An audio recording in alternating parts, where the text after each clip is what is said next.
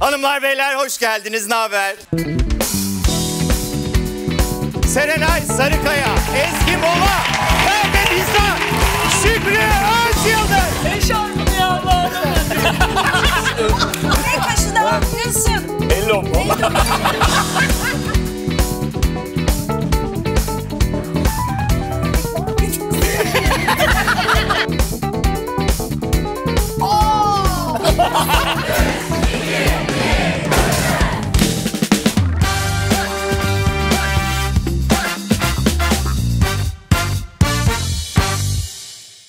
Hanımlar beyler, Serenay Sarıkaya, Ezgi Mola, Ferdi Dizan, Şükrü Özyıldız.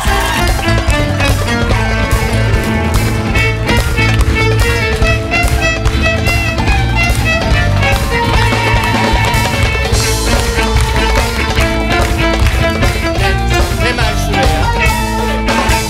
Ne haber, nasılsınız? İyiyiz, çok iyiyiz bacım. Sen nasılsın? Görüşmeyeli dünden Vallahi dünden beri vallahi ben de iyiyim. Dün mü görüştük lan? Oyun dün müydü? Dün oyun... Dün? Birkaç gündür buradayız. Kaç gündür buradayız. Biz zaten burada kalıyoruz artık zaten.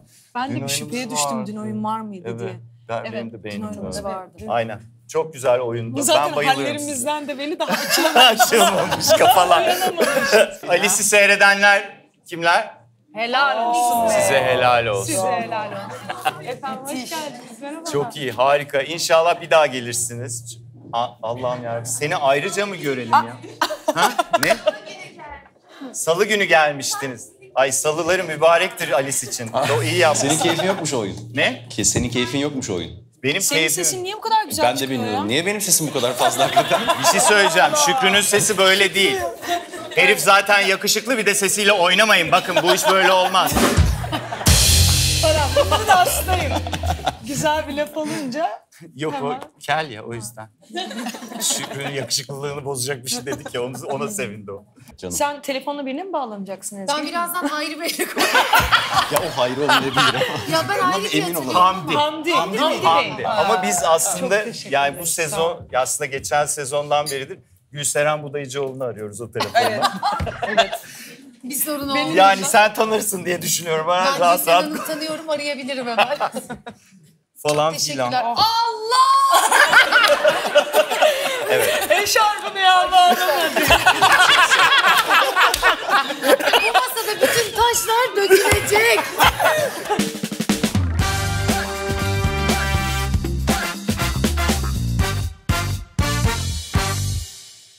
Sevgili izleyenler, ülkemizin yetiştirmiş olduğu en ünlü seksologlardan Haydar Dümen geçtiğimiz hafta 90 yaşında hayatını kaybetti. Bu kayıpla beraber ülkemizin en önemli erotik damarlarından biri de kesilmiş oldu. Yeni sürüm izleyenlerimiz bilmeyebilir ancak cinselliğin Afrikası olan canım ülkemize elinden geldiğince kova kova su dökmüş bir bilim insanıydı. Efendim, şişme kadınla uyuyorum, milli olmuş sayılır mıyım? İkimiz de esmeriz ama sarışın çocuk istiyoruz. İlişki sırasında peruk taksak olur mu? 92 yaşında itfaiye emeklisiyim. 88 yaşındaki hanımımda cinsel isteksizlik baş gösterdi. Haftada 3-4 kereye kadar düştü. Ne yapmalıyım? Gibi abuk, bir o kadar da sabuk sorularla yıllarca mücadele etmişti. kendisini rahmetle anıyoruz. Sevgili izleyenler, YÖK üniversite sınavında barajı kaldırarak öğrenci kriterlerini nefes alsa yeter olarak güncelledi.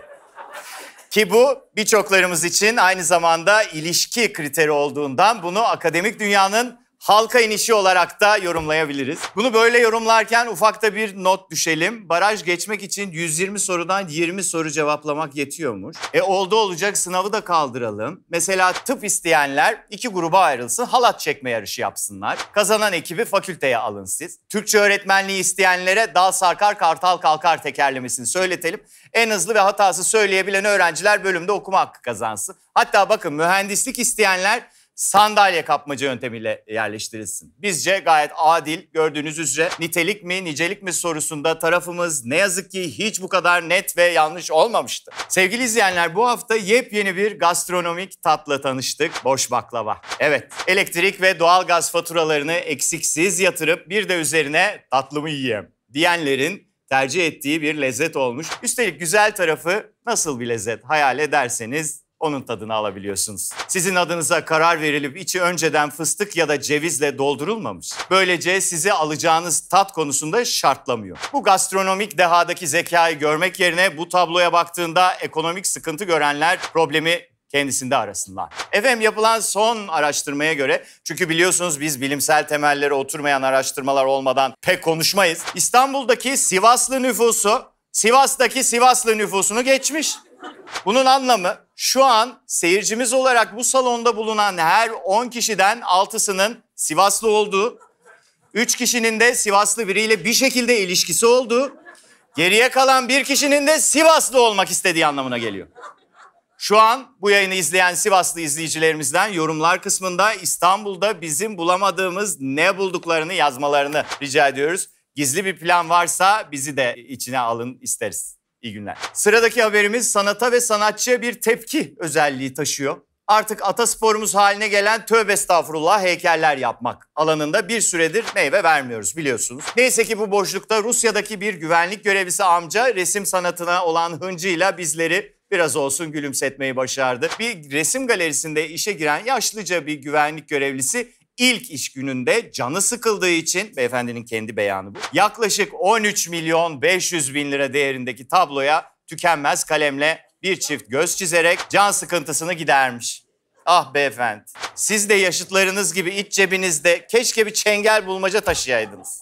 El alemin diline sakız olmazdınız o zaman. Sevgili izleyenler, bir anda büyük bir kitleye yayılan, bazen ünlü bir sanatçının eserine, bazense painterk çalışmalara rastlanan ve hala çoğu insanın da içinden screenshot alırım abi, keriz miyim para vereceğim dediği NFT dünyasında tatlı mı tatlı bir gelişme var bu hafta. Kripto para ile satın alınan dijital künefeye ne denir?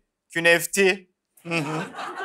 Bir tatlı restoranı künefe, baklava, dolama gibi tatlıların ve Antep fıstığının NFT versiyonlarını üretmiş. Gerçek hayatta alımı zorlaşan tatlıları NFT'ye taşıyarak bir de kriptoyla alamamak herhalde ilginç bir deneyim olacak diyor. Ve şuradakini buraya koymadan da bitiremiyoruz ama ne yapalım efendim? Bu haftanın bayrak astıran olayı bize kayarak geliyor. Yanlış anlaşılmasın. Furkan Akar ülkemizi olimpiyat tarihinde ilk kez temsil ettiği sürat pateninde yarı finale yükseldi. Biz ekipçe böyle bir olimpiyat dalı olduğundan haberdar değildik. O yüzden sizler de haberdarmış gibi davranmazsanız çok seviniriz. Furkan Akar'a cehaletimize yara bandı olduğu için çok teşekkür ediyoruz. Bundan sonra başarılarının yakın takipçisi olacağımızı da buradan iletiyoruz. Hanımlar beyler, kırmızı gül talep eğrisinin sağa doğru kaydığı, erkeklerin rehin alınmış gibi pozlar vererek aşk kolu kuş kolu Instagram postlarına malzeme olacağı o muazzam gün tekrar geldi.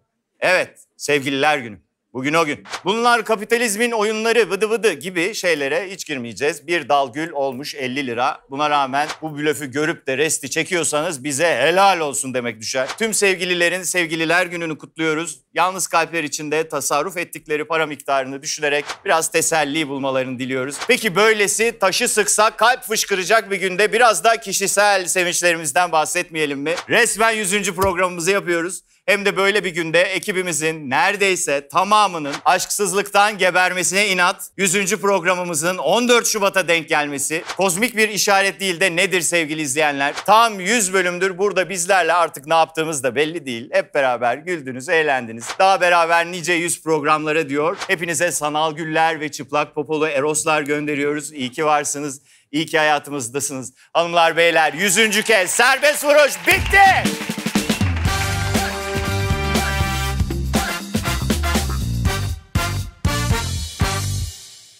Alice nasıl? Uzun zamandan sonra çıktık sahneye. Evet. Ha, ne hissettiniz? Sanki bilmediğim bir şey. Ha. Hiç konuşmamışçasını. Çok değil mi? Özledik be. Özlemişiz vallahi çok özlemişiz. özlemişiz aynen. Hani bir provada buluştuğumuzda insanın böyle bir burnunun direği titrer ya, tam Evet, öyle oldu aynen, hepimiz için de. aynen. Evet, evet. Sen şimdi hem içinde olup hem de o projeyi konuşunca yabancılaşıyor musun? Tabii canım, aptala Değil dönüyor. mi? Ben çünkü söyleyesim var. Ne gerek var? İşte, aynısını Biliyorum söyleyeceğim zaten. zaten. Ha. Şey yapmıyorum yani çok... Böyle... Ya bir de şanslıyız ya hakikaten. Yani birbirimizi övüyoruz gibi olmasın da size anlatayım. Yani görüyorsunuz işte enerjimizi. Yan yana olmaktan keyif alan insanlarız. O yüzden de her zaman da denk gelmiyor. Bazı zamanlar ay Allah affetsin diye gittiğinde oluyor çalıştığın yere. Olmuyor değil şimdi, yalan yok. Ama şansımıza öyle insanlar bize denk gelmedi. Evet. Biz birlikte mutlu mesut kuliste de çalışırken de sahnede de bayağı eğleniyoruz yani. Bir de hepimiz çalıştığımız için özel hayatımızda da görüşemedik. Evet. O yüzden gerçekten bizim için de gerçek bir buluşma oldu bu.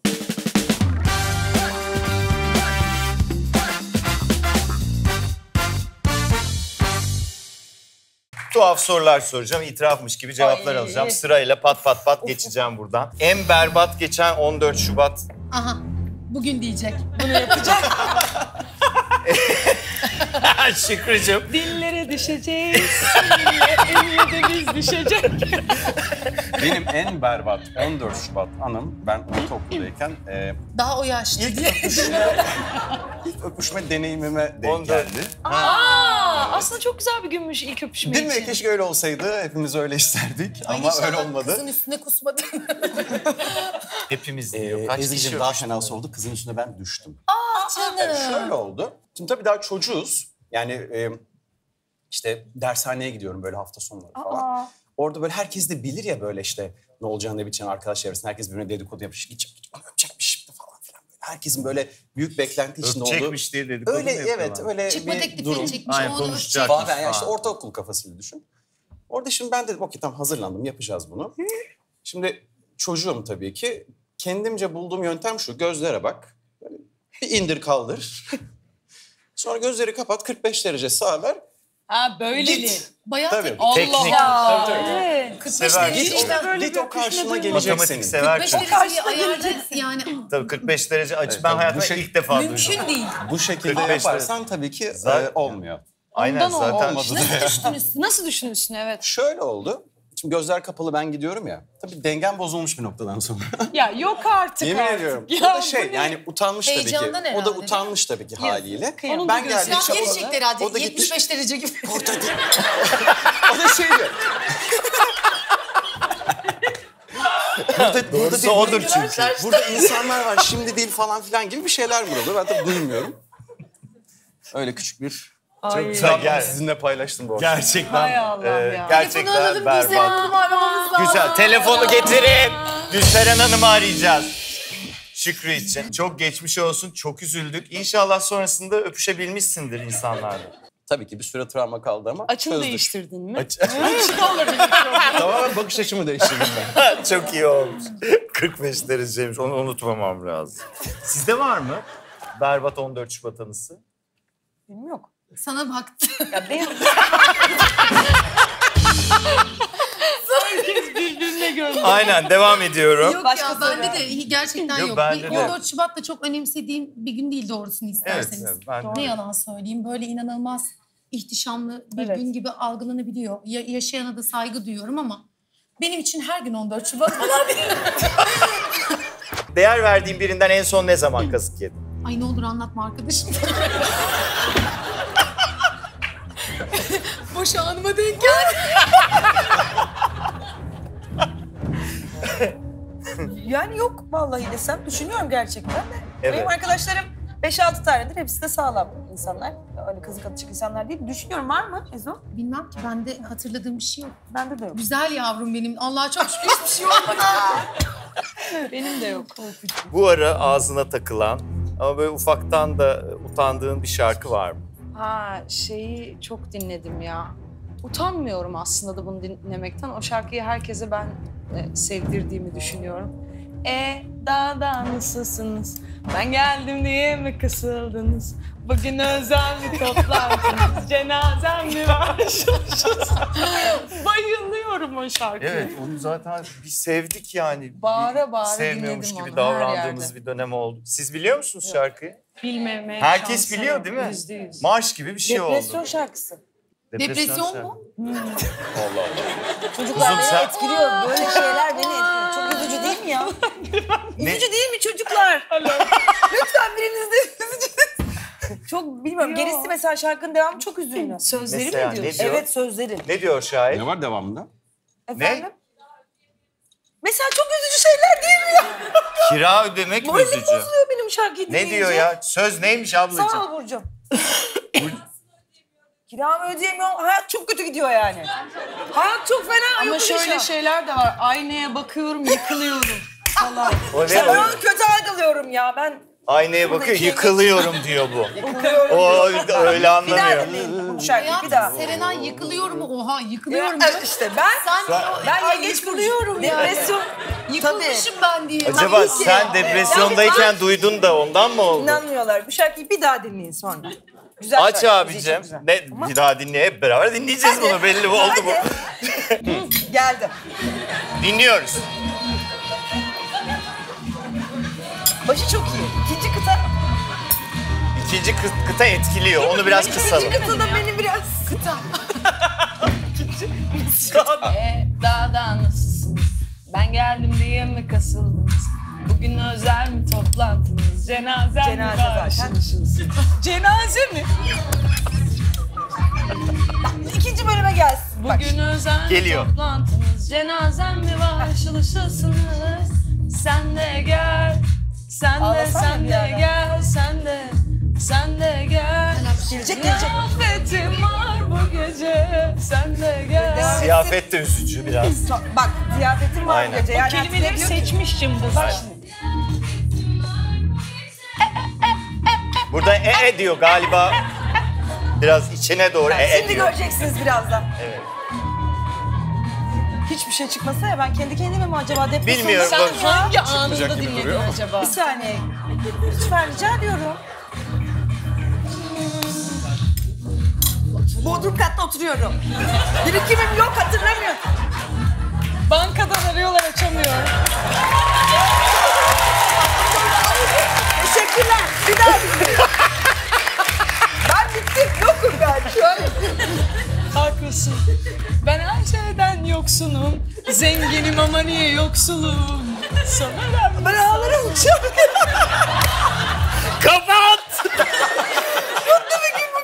Ay, çok fena ya. Mahvetti Evet, beni. Çok iyiymiş ya. Neyse herkes benimle aynı fikirde bence. Evet, ben bile şu an seninle aynı fikirdeyim. Ben de ikna oldum. Ben Aynen. de ikna oldum. Tamam. Kendinle evli olsan boşanma nedenin ne olurdu?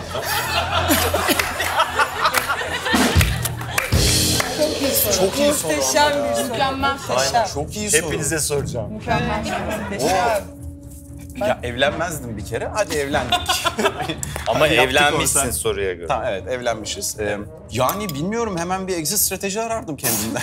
Yani ilk Ne fırsatta. ama ne olurdu mesela? Bilmiyorum yani. Benim de şu ben- oyun var. Gerçekten yani hiç de çekilecekler gibi bir şey. Ya ben çok böyle kendi sistemi olan, hakikaten kendi böyle ritüelleri çok Hiç zor. anlamadık onu biz 45 dereceden. Biraz tarif etsene nasıl sistemleri olan. 45 derece o çocuktuk. Tamam mı? Şimdi daha Öyle düşün. kotanjant bakıyorum şimdi. Evet pardon. Pardon abi. Pardon. Hep araya girmemem lazım. Çok pardon. Ya böyle biraz hani çok başkasıyla zaten yaşamayı çok sevmiyorum. Hani beraber de yaşaması zor bir adam olabilirim belki. Ha. Yani yani kimseye karıştığım ettiğimden falan filan sadece kendi düzenim böyle Senin batabilir düzenine, yani başka senin düzenine insana. karışılmasından rahatsız O olabilir. kesinlikle. Başkasına da Aynen. batabilir Aynen. diyor. Başkasına da batabilir O o yüzden paket. şey, Bitti ritüel. o iş. Sen Fazla ilk ritüelim bahanede, var. Fazla ritüelim var. Senden ayrılıyorum diyebilirsin yani. Evet diyebilirim. Bu soru bana. Yalnız bu soru çok güzel bir soru. Bence herkes bu soruya bir cevap versin. bence de Ben herkes. bence vermemeliyim. Zaten Aşkım sen kendinden mi ama? zaten olmadı. Ama Ama ben de tabii hiç çok fenayım. ha. Fena yönlerim vardır yani. Ama iyi Hepimiz. bir insanız aslında. Fena değil. Ama belli başlı huylarımız hepimizin yok mu işte? Yok mu? Vardır. Mesela deminki Var, şarkı vardı. Öyle bir şey. Yani zor ama. Bak, siz Evlilik mesela zor. evlilik zor. Siz mesela kendinizden neden boşanırdınız? Böyle kalıyorsun işte bir süre. Dediniz az önce var dediniz, destek çıktınız. Evet. Ezgi'ye sor Ezgi. Ezgi. Cevap ver. Ezgi'ye sor diyor. Evet cevap ver. İntikam Bilmiyorum peşinde. yani ben kendimden boşanmam. Yok ya Helal. şaka yapıyorum gerçekten. Yani hepimizin olduğu gibi benim de çekilmez taraflarım vardır. Belki ne bileyim. Yok. Vallahi yok. Yoksa yok be kardeşim. Tamam. Yok yani Hay şey Allah. ne bileyim düzenim falan filan belki batabilir. Bu böyle olsun şu şöyle olsunlar falan belki bir noktada sıkıcı gelebilir. Öyle düşünmeyen bir insan için daha Evet. Oraya benzer daha aslında. rahat daha Evet. dağınık olabilecek birisi benden rahatsız olabilir. Ben böyle birazcık düzen seviyorum. Evet. O mesela sıkıcı bir şey olabilir. Serena'ya geçmeden önce senin ne bu? Benim. Hı. Hah. Ben Merak ediyorum. herhalde öyle. çok çalıştığım için boşardım kendimi. Ay Göremiyorum ne kadar diye. doğru bir şey söyledin Ha. doğru. Siz efendim? Evet. Vallahi ben de aslında aynı şeylerden bahsedecektim. Biraz garip bir meslek yaptığımız için herkes gibi yaşamıyoruz. Ne bileyim işte eve geliş gidiş saatlerimiz, uyku saatlerimiz, hayatı yaşama biçimimiz, algılama biçimimiz çok farklı olabiliyor. Ve hakikaten çok yoğun çalıştığım dönemlerde ben mesela gerçekten bazen böyle yok olmak, evin içinde bile olsam hani eylemsizce durabilmek, hiçbir şey Evet, yapmamak konuşmamak. istediğim, konuşmamak, kimseyi görmemek istediğim zamanlar oluyor. Belki hani o kadar yoğun ve yorucu bir süreçte kendimden sıkılıp kendimi boşayabilirdim. Evet. Yeter be Kesinlikle. diye. Peki aldığınız en kötü sevgililer günü hediyesine? Ezgi buna gülemezsin. Hiç kötü hediye almadım. Gerçekten sevgililer gününde hediye almamak gibi bir anlaşmamız var. Ha, güzel. Evet. Çok iyi. Gayet iyi. Gerçekten. O yüzden Siz de yani aklıma gelen bu kuralı da ricayı da daha doğrusu kural değil. Ben başlattım. Aha, Ne olur ya böyle gereksiz yüklerin altına girmeyelim falan diye. mantıklı. Mantıklı bulundu. Evet. Senin? Ben şöyle düşünüyorum. Şu hediye konusuyla ilgili. Lütfen hepimiz bence dikkat etmeliyiz buna. Sen yavrum neden politikacı gibi hepimiz Bence hepimiz çünkü onlar da düşünüyoruz. müzdaripler. Şimdi bundan da. söyleyeceğim şeyden müzdarip olanlar vardır. Hediye yani kim olursa olsun böyle biraz tanıdığın alelade hediye de almayı ver şimdi. Ben bunu sevmiyorsam almayı ver. Sevdiğim bir şeyi alıver. Bir dakika arkadaşlar Gülseren Hanım'ı arayabilir. Kesin aramamız lazım. Lütfen. Ben Yok, Ferya'ya otur. çok katılıyorum. Ya anlatabildim mi? Genel Evet, evet. böyle Almış olmak Doğru. için almamak Bravo onu lazım. söylemeye Evet çalışıyorum. evet. Bunu Böyle söylüyorsam ufak büyük önemli bir olan erkek değil. ebrekliği var. Kusura bakmayın. Cinsiyetçi bir yerden arkadaşım. söylemiyorum. Yani Cinsiyetçi biraz bir yerden altını açık söyle, tut. Bu kız neyi sever, neyi sevmez. Çünkü ben sana hep nokta atış yapıyorum. Mesela. Sen de bir tane yap yani. Arkadaşlıklarda da böyle. Yani hediye genel olarak bir kişisel bir şey olduğunu Önemli bir düşünüyorum. şey. Önemli bir şey olduğunu düşünüyorum. Yani mecbur olduğun için almak zorunda hissetmek değil de Evet. gerçekten içinden bir şey geliyorsa o bir hediye olmak zorunda da değil. Değil. Dediğin gibi bir yemek olabilir, tatlı bir söz olabilir, Aynen bir öyle, çiçek olabilir. kesinlikle. Yani içinde bir incelik ve özen barındıran Evet. bir şeyin bence bir anlamı var Evet. gibi. Öyle Bunu mi? Bir görünce de mutlu bunun olur. için illa 14 Şubat'ı Evet. beklemek şart değil yani. İşte genel söyledim o yüzden. Aynen. Sen de Aşk Ezgi'nin adamı dediğine olarak. geldin ha. Her Ya, gün 14 her Şubat gün. mı senin için de Şükrü? Şükrü Özyıldız için de her gün 14 Şubat'mış. Alkışlıyoruz Şükrü'yü. Vallahi helal olsun. Merhaba. Sürpriziniz var. Tamam buyurun. Bir anda başlıyorum şarkıya. Sen selam, ne haber? Burada mıydın ya? Serenay Sarıkaya. Suyun formülü 2 Hasan 1 Oya. Senin gizli formülün ne? Serenay Sarıkaya. Hakkında bilgi girdim Wikipedia'ya. Doğum yerin bundan sonra Philadelphia. Çıkışta var mısın çorbaya? Gidiyorum geldiğim gibi bir anda. Bir anda, bir anda, bir anda. Bir anda Serenay Sarıkaya. Ya ne kadar tatlısın. Çok teşekkür ederim. Çorba gerçek bir sözdü umarım. İhtiyacımız olabilir. Ay çok Vay tatlı ya. anasını. Çok teşekkür ederim. Rica ederiz canım. Peki. Serenay, aldığın en garip iltifat ne? Yani o kadar fazla tuhaf şeylere benzetiyorlar ki. Aklıma bir anda gelmedi. Var mı Ne, sizde? ne? Ya az önce Canan bizim makyözümüz. Alice de bizimle birlikte. Eyvah. Arkadan laf atıyor. Yürüyorum ya koridor diyor. Yürüyen cinsellik be. Dedim yani. Düşün sadece yürürken böyle duymadım. görüyor. Ama bu Canan'a has bir durum. Bir de arkadan O dönüp sana bakıyorum, öyle ne geliyor diyorsun diyorum. Şükrücüğüm. O Canan sadece bunu dile getirmiş. Evet. Yoksa Ne diyorsun? Ne yalan mı diye kızıyor falan diyor. o kadar haklı ki. Yani. Yalanın yakalandığı anda çok iyi kıvırırım dediğin bir taktiğin var mı? Ya tabii ki. Ya taktiğim yok da. Çok İyi üzücü bir kıvırırsın. şey bu ya. Taktik Evet. maktik yok. Ne? Bam bam Taktik bam. yok da daha çok üste çıkma iş, klasik. Ha. Ya da yani hiç düşünmediği bir şey ki huyumdur yaparım. Bambaşka bir yerden alıp böyle hemen gol. Ha. Çok kötü bir şey. Mesela aşırı sinirli. Kendine. Ayıp bir şey ama artık öyle yapmamaya çalışıyorum. Yani bir haklısın demek lazım arada. Haklısın.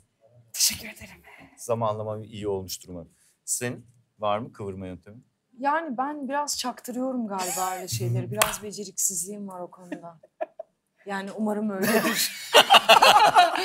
Ben öyle Vallahi olduğunu düşünüyorum. Çaktırdığımı düşünürüm. Çünkü ne bileyim, yani yeteri kadar güçlü savunamam galiba. Ha. Ay, bravo.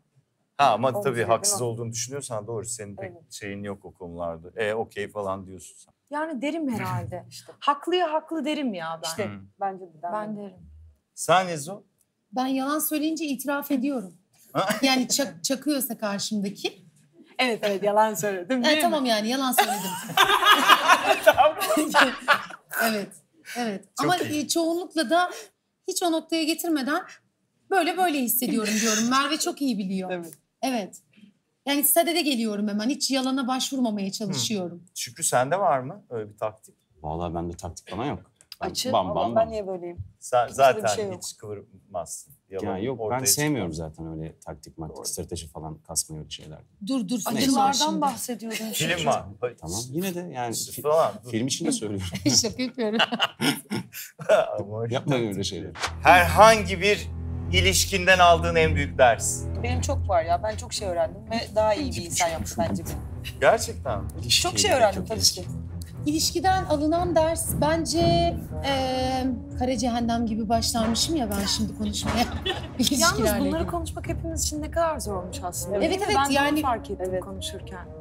Yani insan içinde yaşarken bir şekilde iyisiyle kötüsüyle mutlaka kendine bir şey çıkartıyor ama sonra geçmişe dönüp bakıp bunların hepsini Sesli söylemek sessiz yabancılaştırıyor söylemek, değil mi? evet çok tuhaf Doğru. geliyor. Kırmamak için dolandırmak çok yanlış bir şeymiş. İnsana zaman kaybettiriyor. Doğru, doğru.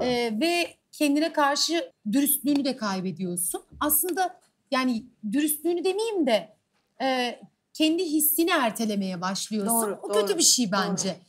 Ne kadar hissettiğin şeyi kendin fark edersen her şey o kadar sağlıklı oluyor diye düşünüyorum. Doğru. Ben de aynı şeyi Yani söyleyebilirim. iletişim bu da tabii ki günün sonunda. Evet, kıymetli bir şey bence bu. Bunu yakalayıp dile getirebilmek çok güzel bir şey. Doğru söylüyorsun. Ya hakikaten zor ha. Yani Evet. ben bu soruları sorarken kendim de zorluyorum kendimi de. Hiç Bir de adı üstünde hani özel bir şey ya, yani özel bir ilişki ya. Hani Tabii. herkesle birlikte konuşmak bir yerden sonra Yabancılaştırıyor. yabancı. Peki sana sorulmasına en nefret ettiğin şey ne? Ay benim var. Neymiş seninki? Seni yiyeceğim artık. Çünkü herkes... Tamam. Yo hayır susma. Önce sen. Yo önce Evet. sen söyle, ben o sırada düşünüyorum. Kaşlarını neden almıyorsun? Kaşlarını da al da almıyorsun. Niye de almıyorsun? Ben de Niye de? özel hayatıyla ilgili bir şey gerçekten. Ay! Kaşlarını niye almıyorsun? Ben de içinden kaç kilosunu düşündüm. Ha, ben de. Niye kaşını almıyorsun? Çok iyi. 75. kere niye kaşını almıyorsun dedi. Biriniz cevap verin. Niye? Çünkü herkes kaşını alıyor muhtemelen. Yani. Ha, sen almıyor musun? Almıyorum. Niye? Şaka şaka. Niyesini açıklayabilir miyim burada? Tabii hayatım istediğini Almıyorum yapabilirsin. çünkü bu kaşlar lazım olduğunu düşünüyorum. Yani yaptığım rollerde zaten gerekli. Olan bir rolde pıt pıt alırız. Yani almak basit, uzatması zor. Evet. Teşekkürler. Harika cevap. Çok teşekkür ederim. Senin Ben buna şahit oldum dün Alice kulisinde. Ay gerçekten. Arkadaşlar yemin ediyorum. Şöyle bir şey oldu. Enis'in kulisine gittik, oturuyoruz ikimiz. Bu böyle Enis güzelliğe aşık bir adam maalesef. Yani yanıma ruj sürmeden gelme falan diyor. Beni göresi yok. Hani Betim benzin atmış, bir allık sürseydim bu ne ya Evet, falan bana öyle da. birisi. Ve Merve'yi dinlerken alakasız bir şey anlatıyor kız ciddiyetle. Böyle yaptı. Aşkım burada mı almıyorsun? Çıkmış dedi. Ezo. Kışın ortası çıkmış dedi. dedi. Evet ya Merve de ben hiç almıyorum ki oranı. Hiç almıyorum ki dedim. Nasıl hiç mi almıyorsun? Evet ya. Daha Daha dün dün yaşandı. yaşandı bu. Çok ilginç. Çok- Ve ayıpladı tabii ki Merve'yi. Tabii ki. Tabii ki.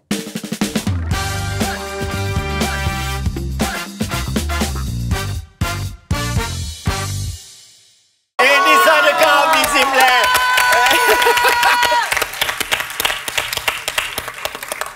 Enis bizi duyabiliyor musun? Duyuyorum. Siz beni duyuyor musunuz? Evet. Ne yapıyorsun? Aşkım benim. Ne yapayım? Geziyorum sokaklarda. Sevgililer günümü kutluyorum. Çok baş... Allah hepsinin aferini. Çok haklısın. Çok doğru konuştun yine. Magnet alacağım. Bize magnet alacaksın. Çok sağ ol. Biz mi seçelim şimdi alırken? Parayı kıydım. Yok aslında. Aynen. Çok teşekkürler. Beni tanıdılar. İspanyollar mı? Merhaba. Enis onları Merhaba. ajanstan tuttuğunu biliyoruz aşkım. Uzun faturasını gördük hep. Kusura bakmayın. Çok meşhurum. Çok meşhurum. Arkadaşlar orası Galata değil mi? Aynen, sen İspanya'ya gitmeyecek miydin?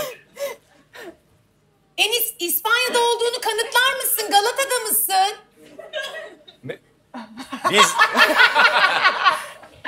Biz nasıl inanacağız gerçekten ya? Hello mu?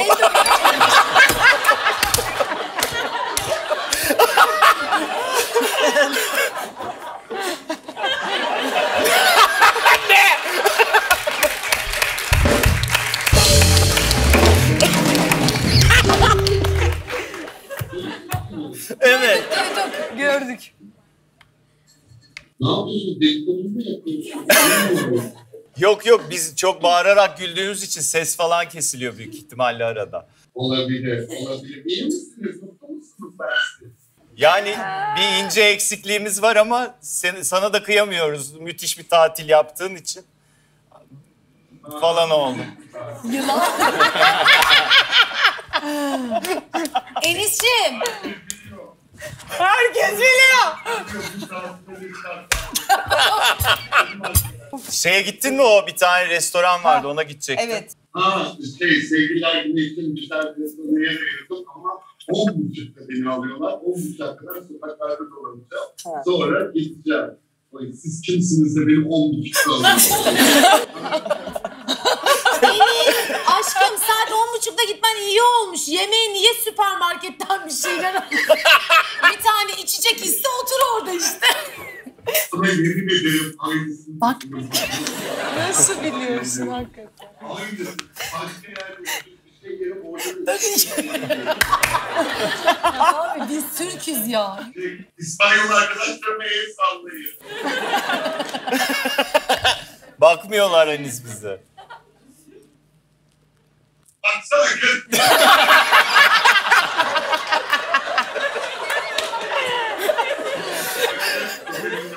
Aa! Arda ne haber? Arda'yı mı buldun?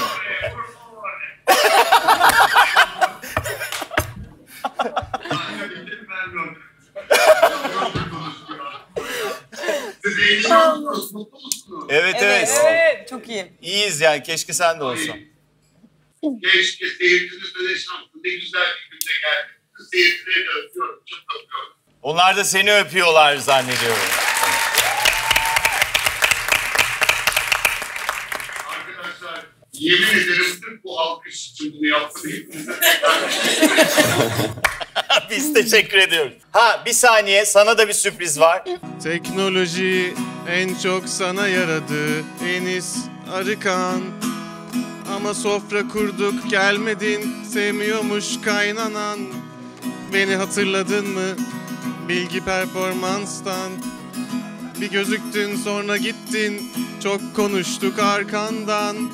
Çok yetenekli oyuncu, yönetmen, senarist, influencer, hepsi arkadaşın kankan. Bir gün sen de ne getireceksin bize Barcelona'dan?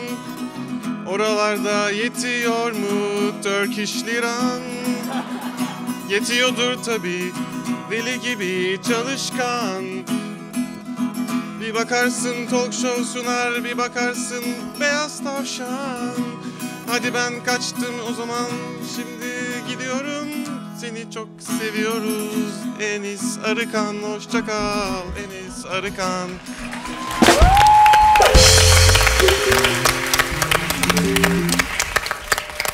Çocuklar midem kalktı. Normal. Bu arada çok güzel, çok teşekkür ediyorum. Şaka yaptım. Bu arkadaş, ben Bilgi Üniversitesi'nde okudum. Sonra param yetmedi, devam edemedim. Orada benim arkadaşım. Şaka yapıyorsun. O yüzden mi okuldan diyor? Aa Caner öyle mi? Sınıf arkadaşın mıydı? Parası yokmuş da okuyamamış bu. 2 destek atsaydın. Param yetmedi. Onun 70'te işte. Geçmiş olsun. İyi ki.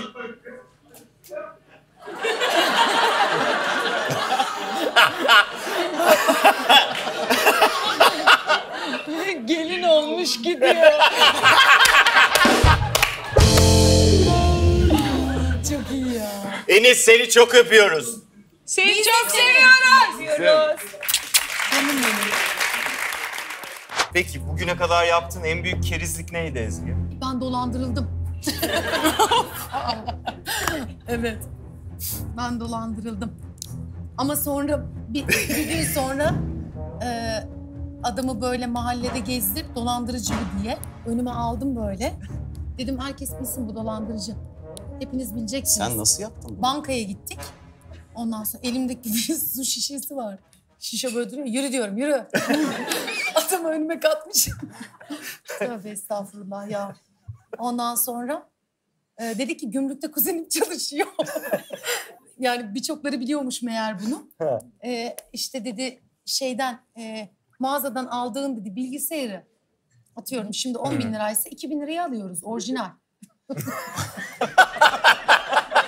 Arkadaşlar 8 bilgisayar, 7 iPhone, 12 tane iPod falan. Herkese alıyorum. Parasını yatırdım falan böyle. Ama mahalleden tanıdığım yani. Ondan sonra bankaya gittik. Dolandırıldığımı hissettiğimde. Yürü dedim bankaya.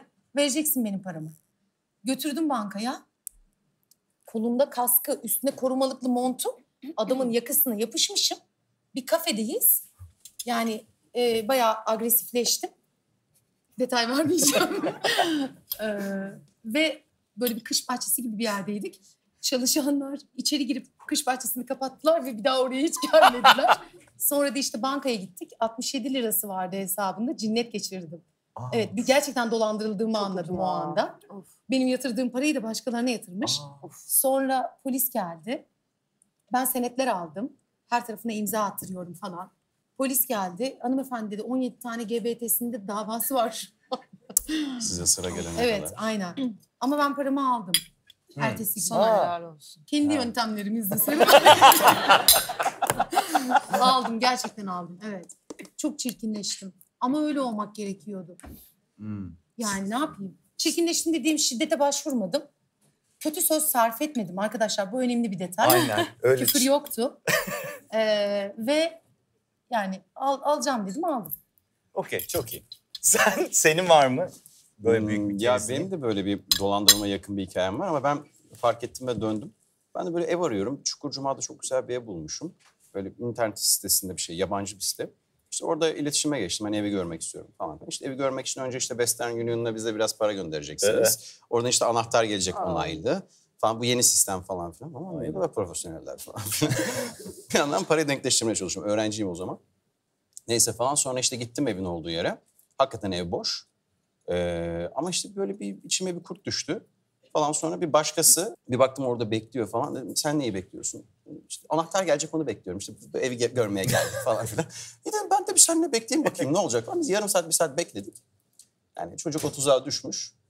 Benim de gözümde örnek oldu yani. Aa, şansa bak. Parayı yatırmamış Yok, mıydın? ben yatırmamıştım. Aferin sana. Ben öncesinde bir gideyim evi göreyim falan demiştim böyle. Hani fotoğraflarda çok güzel. Akıllı herif. Kazıklanmamışsın. Aynen. Evet, ama gözümün önünde Kerizlik. başkası kazıklandı aynı hikayeden. Aynen. Başkasının kerizliğin üstüne alma çünkü. Asla. O senin Yine de değil. sen yaşamayınca anlayamazsın. Aynen. Şükrü. Bambaşka bir şey o. Burana oturuyor. Aynen, büyük oturuyor hem de. Aptal yerine konulma durumu. Oğlum mikrofona niye vuruyorsun ya? Oğlum bu sıraya getirmeyin demedik mi ya? Senin var mı öyle büyük kerizliğin? Yok. Aferin. Benim de hiç aklıma gelmiyor. Ben hiç yaşamamış mıyım? Ne yapmışım ya? Allah'ım. Hiçbir konuda hiçbir şey aklıma gelmiyor ya. Vallahi bir şey oldu. Vallahi çok garanti gidiyorsun biliyor musun? Şu an bir düşündüm. Şimdi 2 gün sonra Ezgi Mola dolandırıldı. Durduk yere saçma sapan konuştum durdum. Ne gerek vardı ki? Hiç yok deseydim mis gibi geçecekti işte. Aynen pat pat geçecektik. Ama hakikaten yani Anlatıyorsunuz o. kendimi korumak için de değil. Aklıma hiçbir şey gelmiyor. Böyle Böyle gelmedi. öyle Of, iki ben var. de ilk öpüşmemi anlattım. Ya Öyle bir şey yaptım ki ben. Ben hiç böyle açıklamalar yapmıyorum. Hiçbir yerde yapmıyorum yani. bu bir açıklama değil zaten. Çok komik bir şey bu ya.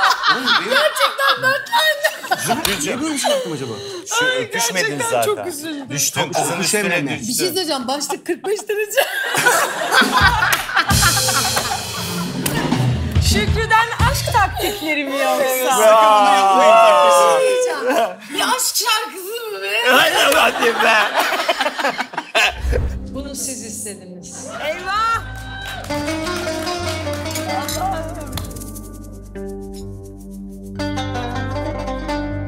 Ben bağırmaya başlamıştım.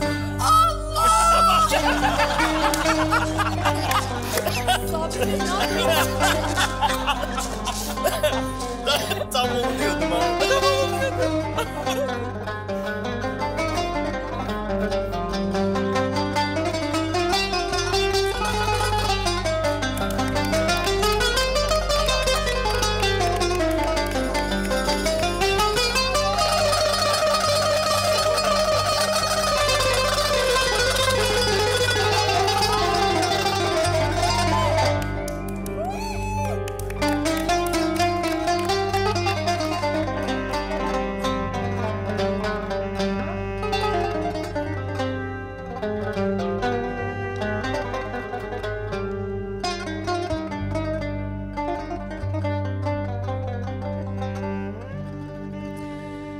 Çaresiz derdimin sebebi belli,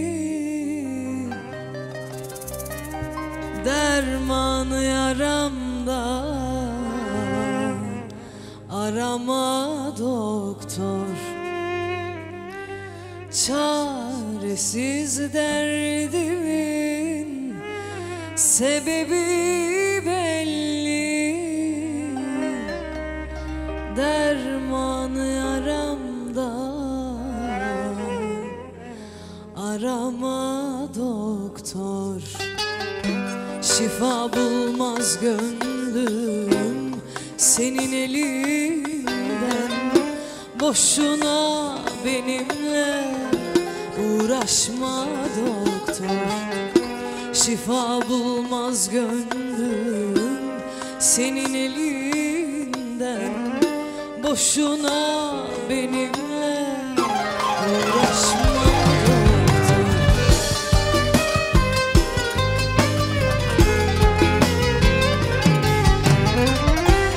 Aşk yarasıdır bu, ilaç kapatmaz.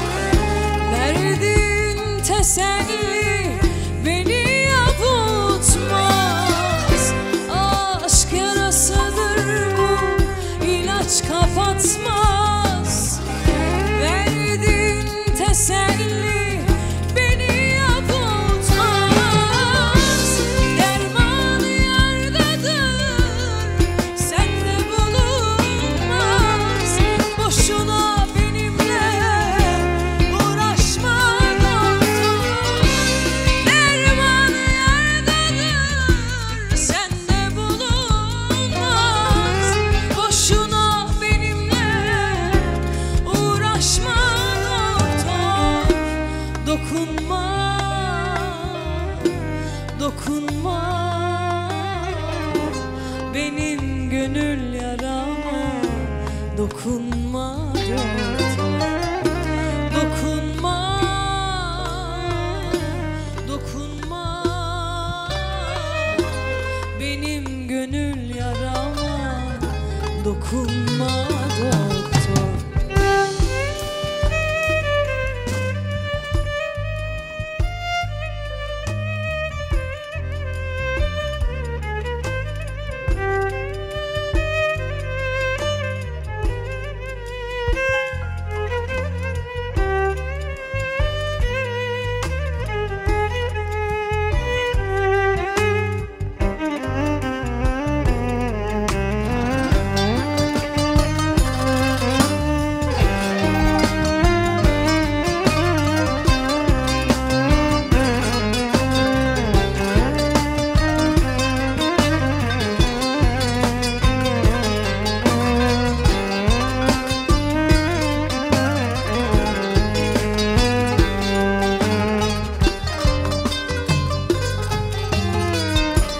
Bedenimde değil, kalbimde derdim. Tek alışkanlığım bir zalim sevdim. Sen çekil yanımdan, sevdiğim gelsin. Boşuna zamanı harcama doktor. Sen çekil yanımdan, sevdiğim gelsin. Boşuna zamanı harcama doktor.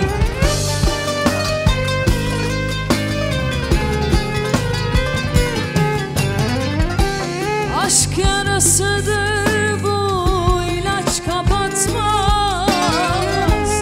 Verdiğin teselli beni avutmaz. Aşk yarasıdır bu, ilaç kapatmaz. Verdiğin teselli beni avutmaz. Dermanı yerdedir, sende bulunmaz. Boşuna benimle uğraşma doktor. Dermanı yerdedir, sende bulunmaz. Boşuna benimle uğraşma doktor.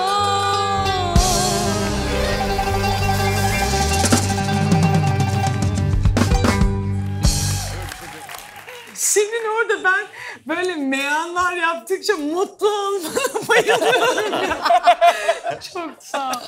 Çok teşekkürler. Bir şey söyleyeceğim. Yine- Peçete yollayan olacak mı? Evet, peçete yollamak isteyen varsa gerçekten yollayabilir. Evet. Ha, bunu Hayır tamam hayır, el dedim. kaldırmayın, yollayın ya. Peçete. Yaz No, yapmış. hayır. Direkt söyleyince tadı olmuyor. Biz tam kasino gibi olsun istiyoruz. Eşarbını yan bağlama, eşarbını. Eşarbını. Allah aşkına eşarbını. Ne istiyorsun? Ödüm kopuyor var. Ödüm kopuyor, bende yok. Ha. Ezgi'de varsa Dışarıda Ezgi söyle. yağmur var. Arıyorum. Masada resmin var. Kaldırmıyorum. Çaldır şarkı çaldırmıyor. Gideceksin diye. Ödüm kopuyor. Arkadaşlar yani iyi söyleyemiyor olabilirim ama şarkı çok iyi. Gerçekten ya. Çok iyi. Gideceksin diye.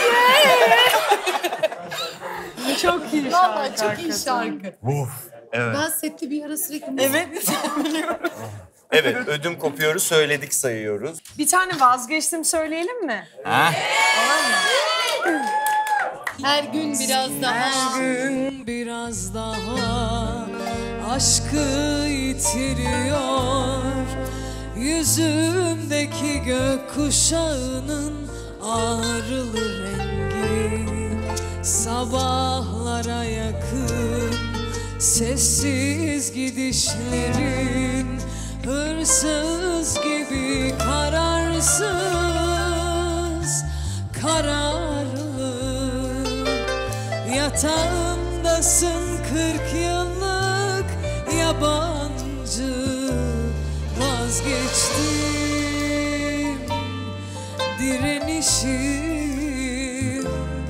Seni sevmeyi ağır ödüyorum. Vazgeçtim yana yana. Seni sevmeyi ağır ödüyorum.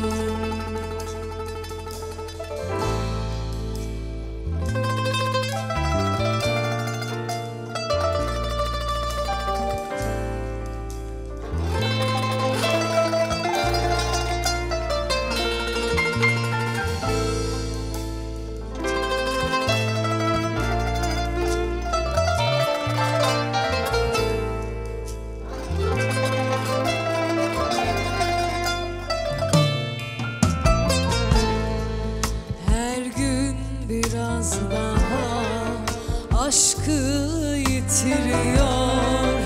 Yüzümdeki gökkuşağının ağrılı rengi sabahlara yakın. Sessiz gidişlerin hırsız gibi kararsız, kararlı. Yatağımdasın 40 yıllık yabancı. Vazgeçtim direnişim. Seni sevmeyi ağır ödüyorum. Vazgeçtim yana yana. Seni sevmeyi ağır ödüyorum. Vazgeç yüreğimden.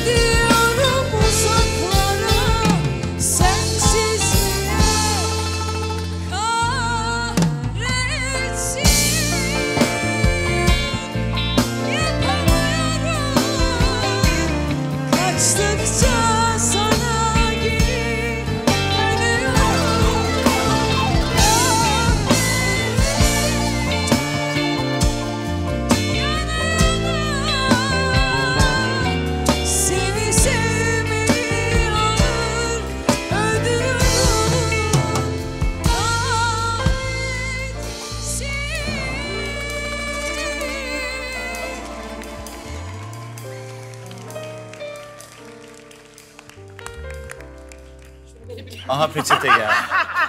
O da Canan'dan geldi. Tabii ki Kaç Canan'dan kadeh geldi. kırıldı minnoş gönlümde. Kaç kadeh kırıldı sarhoş gönlümde, bir türlü kendimi avutamadım.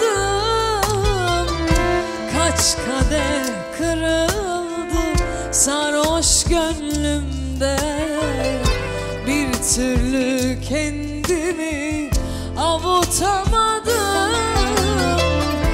Kaç gece ağladım böyle gizlice, ne yaptımsa seni unutamadım. Ne yaptımsa seni unutamadım.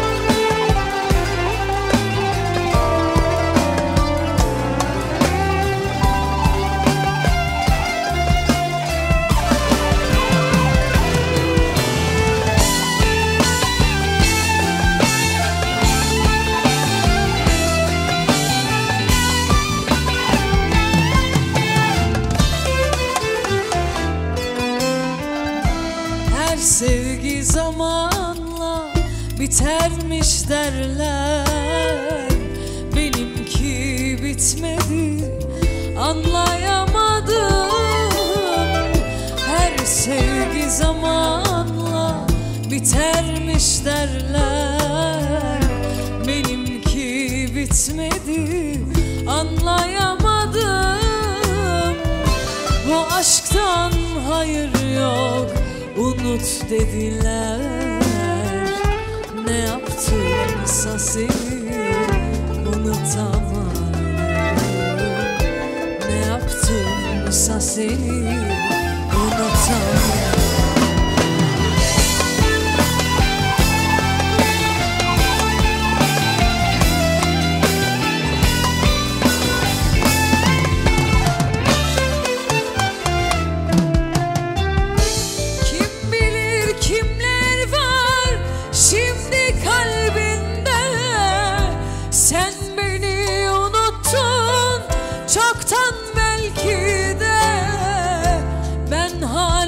Yaşarım eski günlerde, her şeyde sen varsın unutamadım. Her yerde sen varsın unutamadım. Kim bilir kimler var şimdi kalbinde. Sen beni unuttun çoktan belki de. Ben hala yaşarım eski günlerde. Her şeyde sen varsın unutamadım. Her yerde sen varsın unutamadım. Her şeyde sen varsın unutamadım.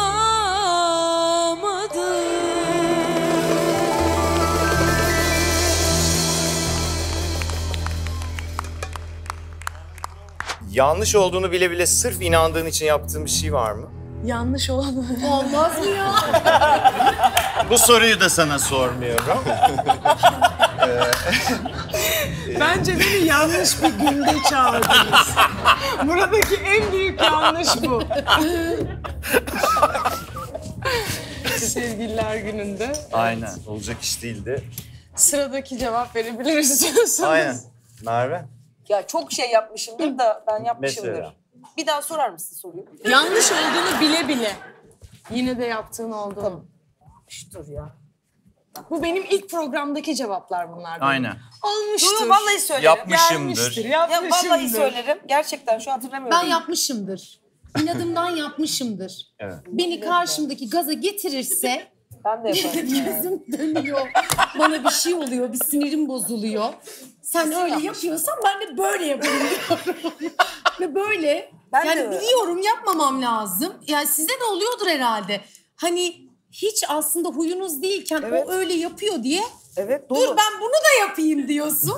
Ve yani niye yaptım ya diyorsun ertesi Evet. günde. Ne saçma. Sadece örnek ben geldi. yapmışım Mutlaka herkesin başına Benim de var gelmiştir. örnek Evet, istiyorum. Serenay, çantanda taşıdığın en tuhaf şey ne? Yani ihtiyacım olmayan bir şey taşımam ya, ağırlık yapmam. Tuhaf bir şey yok. Serenay istediğinde küçücük çantayla geziyor. Benim Evet. için mümkün değil. Evet evet. Sende ne var Ben tuhaf? çantamı atınca yere çadır olabiliyor. Setli çantasını hiç bırakmıyor. Her şey var o çantanın Arkadaşlar içinde. benim çantamdaki bence en garip şeyi söyleyeceğim. Lütfen. Kendime bir anahtarlık aldım. Anahtarlık küçücük saatleri açabilen tornavidalar vardır ya, onlardan çok seviyorum öyle şeyleri. Ya işime yararsa diye ve yarıyor. Tornavida mı? Evet, küçücük böyle saat açmak için Çakıların incecik, ucunda olur. Evet, İncecik. tırnağınla alırsın böyle. küçücük tornavidalar vardır ya, onlardan. İki tarafı, biri yıldız, ederim. biri vida şeklinde. İki tarafını da açabiliyorsun. Bir şey olduğunda onu kullanabiliyorsun böyle. Çok Yani iyi. Kullanıyor Çok musun? heyecanlandım. Çantamda birkaç gün dışarıda kalabilecek kadar eşyam var. Evet, var. Her zaman. Ben hiç Var. kullanmayacağım bir şey taşımam. Her Nefret şeyim ederim. var çantamda. Her şey. Sende var mı tuhaf bir Benim şey? çantamda yani onunla beraber kalayım doğada yaşarım birkaç gün. Ya. İçinde yemek de var, sinekler Senin de öyle, var. Böyle hani üzülüyorum. Allah Benim bir sürü de. bir şey var yani. Atıştırmalık Aynen. demek istedi. Evet. Evet. Bebek tişört, çamaşır, çorap. Her şeyim var. Evet. Kuzum tercüme etmem lazım arada. Pardon. Her Ama taraf. bu gerçek bir set kafası aslında. Evet Hayır, ne hayır. lazım olur falan Set diye. kafası değil. Değilmiş. Benim Yine yani o patlatayım ben. zamanlar imkanlarım olmadığı için öğrenci evim olmadı. Arkadaşlarımın evinde kalırken hep yedek tişört, çamaşır, çorabım taşırdım. Hala taşıyorum. Allah Allah. Ya hani evet ihtiyacım olur. İşte kokarım, değiştirmem gerekir falan gibi takıntılarımdan dolayı taşıyorum yani. Kendi sabunum falan var böyle. Kendi sabunum derken? Yani hani bir ne bileyim sabun olmayan bir yerde Ha kendi yanında sabunu Aynen, anladım. evet. Her şey Öyle- var, her şey. Evet. Kendi sabunum derken markası olsa da şaşırmayız ya şu an. Yok yok. Sabun diyor. Hayır hayır. En son ne zaman hüngür hüngür ağladın? Dün. Tabii Çünkü muhtemelen o bir yengeç. tabii ki dündür. Ya Yani her an, her yerde, her zaman. ya. Yok yok Tabii. hüngür hüngür iyi bir Hüngür şey. hüngür ama. Hüngür hüngür 3 gün, 4 gün önce falandır yani. Çok yakın. Tabii. Benim de sıklıkla çok rahat Sıklıkla yapabildiğim yani. bir şey. Sıklıkla. İki yengeç. Aynen. Bize hiç oradan gelmeyin. Vallahi. Evet, Aynen. Ezgi bir şey anlatıyor ona bile. Sen peki Şükrü? Ben galiba geçen sene bir sahnede kardeşimin ölümüyle böyle acı bir sahne vardı. O sahneyi bitirdim. Sonra böyle üzerimde bir şey kaldı. Eve gittim ağlıyorum falan. Yani o sahnenin etkisinde Devam olduğum etti. için galiba evet. Aa, Biraz şey oldu. Senin böyle. Ezo Çok içten var bir şey mı? oldu. Evet yakın bir zamanda. yakın bir zaman. Evet duygularımı böyle paylaşırken bayağı ağladım. Besliyorsun Ama bizi. güzel böyle iyi hissettiren bir ağlama. Evet, Hani rahatlama. çünkü evet ağlamak gerçekten iyi gelen bir şey. Genelde iyi geliyor değil mi zaten Çok, ağlamak çok, ya? çok. Yani Enerji ben hiç boşaltmak. içimde tutamam öyle şeyleri ya. Ben de. O yüzden yani benim gülüşüm de çok şaşalıdır. Kahkahamda, ağlamamda. Büyük büyük, doğru. Çok büyük büyük yaşarım her şeyi. Peki sevgilinin günlüğünü bulsan okur musun? Tabii ki okurum. Ne münasebet falan. Yani yok ya ne bileyim. Günlük o kadar ilgimi çeker mi bilmiyorum. Daha fazla ne ilgisini çekebilir ki bir insanın? Ne hissediyorsa yazıyor işte. Ne bileyim ama günlüğe öyle hani herkes de çok, Ha o kadar çok büyük. özel şeyler Anladım. yazar mı bilmiyorum ki Hı, hani. evet. Sen, Günlük tutmak ilginç bir alışkanlık çünkü. sen tutar mıydın hiç? Ya çocukluğumda denediğim oldu ama çok sürdürülebilir değildi benim için. Benim için de. Ben de bir zorlandım. Evet, Sen doğru. bulsan okur musun? 3 yıl önce sorsaydın okurum derdim. Şimdi niye ne Okumam. oldu? Okumam. Her şeyi de bilmeyi vereyim. Ha. Ha. Okey. Bilmesek iyi olur Eskiden yani. şey Yani vardı daha ya. saygı duyuyorum. Ben Türkçe olsa okurdum. çok eski çocukluk şeylerimden, sakladığım defterlerimden onu buldum. Anı defteri vardı. Evet. Hatırlar Aa, mısın? evet. Tabii hatıra defterleri. İşte evet, hatıra defterleri. Bana Böyle işte bu beyaz ilkokuldan mezun sayfayı- olurken işte bilmem ne falan filan. Keşke getirseydik Onların onları. bir tanesini saklamışım ben. Benim ya hepsi o de- kadar duygulandım ki gerçekten. Ve böyle çok komik bir defter. Ya hakikaten Alice'in defteri gibi. Böyle mor sayfalı, kokulu falan. Ve böyle hep aynı cümleler işte. Bana kalbin gibi bu temiz sayfayı ayırdığın içinle başlayan. Ve böyle çok hani az ama çok duru bir yerden. Sevgi dolu değil mi? Sevgi dolu anlatan. Sen bir de bana sor onu. Ne oldu? Arkadaşlar bundan birkaç yıl önce hatıra Trajediye defterimi çevirdim. buldum. Böyle piyano şeklinde. Böyle üstü yumuş yumuş olur ya onlar. Açtım içini, 1-2 sayfa baktım. Kulakları çınlasın. Begüm diye bir arkadaşım vardı. Begüm Çalışkan. Buradan çok selamlarımı da iletiyorum. Bana şöyle yazmıştı. Ezgi iyisin, hoşsun da garip bir kısım. İlkokul 4-5 falan yani. Ve böyle okuyunca dedim ki o kadar haklı ki. Gerçekten. Evet evet, bütün arkadaşlarım hep bir şekilde beni anlamaya çalışıp anlayamadım. Kendime de bir üzüldüm. Yani evet. Garip miydin çocukken? Yani bilmem ki. Bana şimdi sor, ben yine de kendim neden onları öyle yaptığımı anlatabilirim de. Dışarıdan garip görünüyordur tabii. Evet, agresifliklerim vardı çünkü. Sen okur musun sevgilinin günlüğünü bulsan? Bunu geçen gün sette konuştuk. Çünkü yarınki bölümde tam orada bitti. İşte ben Naci'nin günlüğüne bakarken bitti. Biz aramızda yönetmenimiz Çağrı ile konuştuk. Onun da işte 3 yaşlarında, 2,5 yaşında evladı var. Dedim ki Çağrı, çocuğunun günlüğünü okur musun? Dedi ki ya bilmiyorum, kaç yaşında olduğuna bağlı. Ben dedim ki kesin okurum. Şimdi sevgili için soruyorsun. Yani bir tereddütte kalabilirim. Ama çok merak ederim. Ben çok meraklıyım Bir de ya. yani şunu ben merak ediyorum. Hangi insan bir deftere birisinin bilmesini istemediği bir şey yazar Herkes ki? yazıyor. Günlüğün amacı o. Ya evet. Senin o Gerçekten tatlı şey sen kalbin. yazmıyorsun Ama diye öyle mutlaka, düşünüyorsun. mutlaka ama şöyle bir şey aklıma geliyor benim. Şimdi bir şey yazarken hani o yazdığın şey iyi de duyulsun istersin. Yani onun içinde bir ahenk olsun Günlük istersin. yazanlar bir şey öyle yaparsın yazmıyor. Ben falan. çok okudum. Bam bam yazıyorlar. Ne hissediyorsa gerçekten Serenay, bak samimi söylüyorum. Ben okumuşluğum var, yalan yok. Küçükken merak edip Ben de normalde. kimin olduğunu söylemeyeceğim, olay karışmasın diye. Çünkü çok meraklıydım, hala da öyleyim. Aklına ne geliyorsa böyle olunca böyle yaptım, ben de böyle yaptım falan diye anını yazan, Ya. üstüne duygusunu yazan cümleler hatırlıyorum. Allah Allah. Dün gibi hatırlıyorum hem de. Ve O zaman birisi onu bulsun Amaç- istediği için yazıyor olabilir. hayır Serenay ya, unutmamak için yazıyor. Bu kızı ikna edin arkadaşlar. Hayır. Ben çok imrendim bir ara. Seni anlıyorum sanırım. Ben çok imrendim günlük yazabilmeye. Ama kendim bile okurken bir noktada rahatsız olabilirim, utanabilirim ve kendime kızabilirim diye hep yazamadım. Ama insanlar gerçekten bu cesurlukla, bu cesur şeyle, duyguyla yazıyorlar aslında. Çok takdir edilesi bir şey. Bizim gibi şeytanlar çıkıp da okumazsa çok doğru bir şey. 10 yıl sonra, 20 yıl sonra Aslında çok bakıp güzel bir rahatlama biçimi de, Kesinlikle, değil mi? evet. Doğru söylüyorsun. Benim de o anlamda aslında yazdığım bazı yazılarım var ama günlük gibi yani düzenli olarak böyle tuttuğum yazılar değil. Ama kendimi çok karmaşık ya da bir kaos içinde hissettiğim dönemlerde onları sadece zihnimden çıkartıp somut bir hale getirebilmek ve daha iyi görebilmek, daha iyi anlayabilmek için yazıya dökmeye ihtiyaç duyduğum zamanlar oluyordu. O yüzden anlayabiliyorum ama hiç öyle mesela yani şu yapıldı bana, bu yapıldığı için böyle davrandım gibi değil de daha ne bileyim belki hani bir analiz etme güdüsüyle bir yerden yazıyorum galiba ben. O daha çok günlük galiba duyguyu not alma gibi bir şey. Evet. Yani unutmayayım o duyguyu şey gibi. için böyle bir döndüğünde baktığında o duyguyu hatırlayabilmek için notmuş gibi daha çok. Sen okur musun Bulsan? Ya ben de bir merak ederim şimdi, yalan yok. Ama Çok okumazdım. ayıp ya. Okumazdım. Gerçekten mi? Yani öyle şöyle olurdu. evet, Şimdi açtım ayıp bak bir şey. böyleymiş. Çok Aa, günlük- özel ya. Günlük buymuş ya gerçekten falan Tamam, derken. bir göz Bak sonra kapatırdım gezdirmez yani. misin? Yani şöyle Ayıp yazıyor. bence de. Bugün Şükrü ile ve kapatıyorsun. O zaman O zaman kapanmaz tabii ki. Yani. Nasıl kapanır ayol? Peki bugün Ali ile o zaman kapanır mı? Yani kendinle ilgili bir şey gördüğün zaman tabii ki hani o kapağı kapatırken bile hani cümlenin devamını okuyayım ama kapatayım bir şekilde Evet, alırsın kendinle bilgiyi. ilgili bir şeyi görürsen merak edersin Yani. muhtemelen. Ya ben her türlü merak ederim. Başkasının ismini de Okuruz. merak edersin. Okurum. Yok ya. Ay, Okurum, Seren, ay okuduğumu da hadi. söyle. Vallahi edersin. Şimdi benim günlüğümü gördün. Heh. Onun günlük olduğunu da anladın. Merve de yani bugün inanılmaz şaşırdım yazıyor. Devamını okumadan kapatıyorsun. Çünkü biliyorsun ki Ezgi ile Merve birbirini çok seviyor. Yani bak, Merve Allah de bugün seni inanılmaz şaşırdım ama kapattım. Çatlarım ya. Ya doğru. Yani o kadar spesifik bir şeye denk gelirsen çatlarsın. Vallahi ama çatlarım. Kim çatlamaz ne olur birisi çıksın.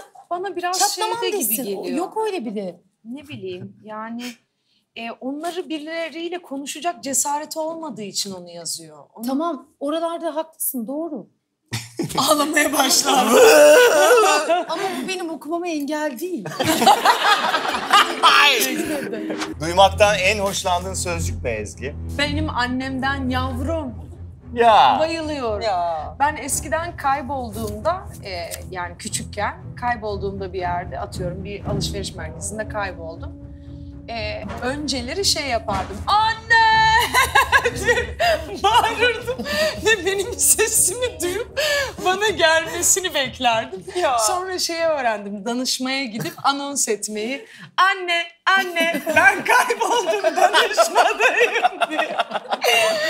O da böyle ne zaman hakikaten böyle yani biz çok duygusal bir anne kız ilişkisi yaşıyoruz. Her şeyden çok hani etkilenme potansiyelimiz var. Ne zaman o da beni böyle şey görse, savunmasız görse yavrum diye sarılı. O beni böyle yani şöyle şeylerim vardı bunu da söylemek zorundayım. Çok da küçük değildim ama ne zaman hasta olsam yani çok komik bir grip de olabilir bu. İşte herkese böyle çok güçlü gösteririm kendimi. Hiçbir şey yok, her şey yolunda falan filan. İşte serumlar alınır, hastanelerde yatılır falan. Ondan sonra böyle birazcık dururum ve hemen annemi ararım. Anne ben çok kötü hasta oldum. Ağlamaya başlarım falan. O benim mesela olayımdır. Yani onun sesini duymak benim çözülmeme sebep oluyor. Ve hüngür hüngür ağlayıp rahatlıyorum. Sonra hiç merak etme iyiyim diyorum. Kapatıyorum telefonu ama onu yapmak zorundayım yani. Çok tuhaf. Senin var mı? Benim yani bütün takdir cümleleri beni çok mutlu ediyor. Evet. Küçük bir çocuk gibi seviniyorum gerçekten. Yani birçoğumuzun da ona Evet. aç olduğunu düşünüyorum. Evet. Çok doğru. Çok güzel bir şey çünkü takdir edilmek. Çok hoşuma gidiyor. Hemen böyle duygulanıyorum. Ya gerçekten mi falan diyorum. Çok mutlu oluyorum. Senin? Herhalde Bak iyi da. ki varsındır ya. O çok benim de sevdiğim bir cümle. Duymaktan da çok hoşuma gider tabii. Senin var mı? Benim de seni seviyorum çünkü ben bunu çok sonra söyleyebildim yani. Ha, Evet. Çok kolay söyleyebilen biri değildim yani. öyle mi ya? Bunu öğrendikten sonra arkadaşlarım herkese söyleyebiliyorum artık şimdi. O yüzden iyi geliyor. Duymak da iyi. Duymak da iyi geliyor, söylemek de iyi geliyor. Ne güzel. Çok iyi. Enteresan. Evet. Hadi Gülseren Hanım'ı arayalım abi. Artık arayalım. Yeri geldi Yeter arkadaşlar. çünkü Geldi. birazdan zaten geçiyor. Peki gördüğünde gözüne alamadan baktığın şey ne? Benim Beni söyleme.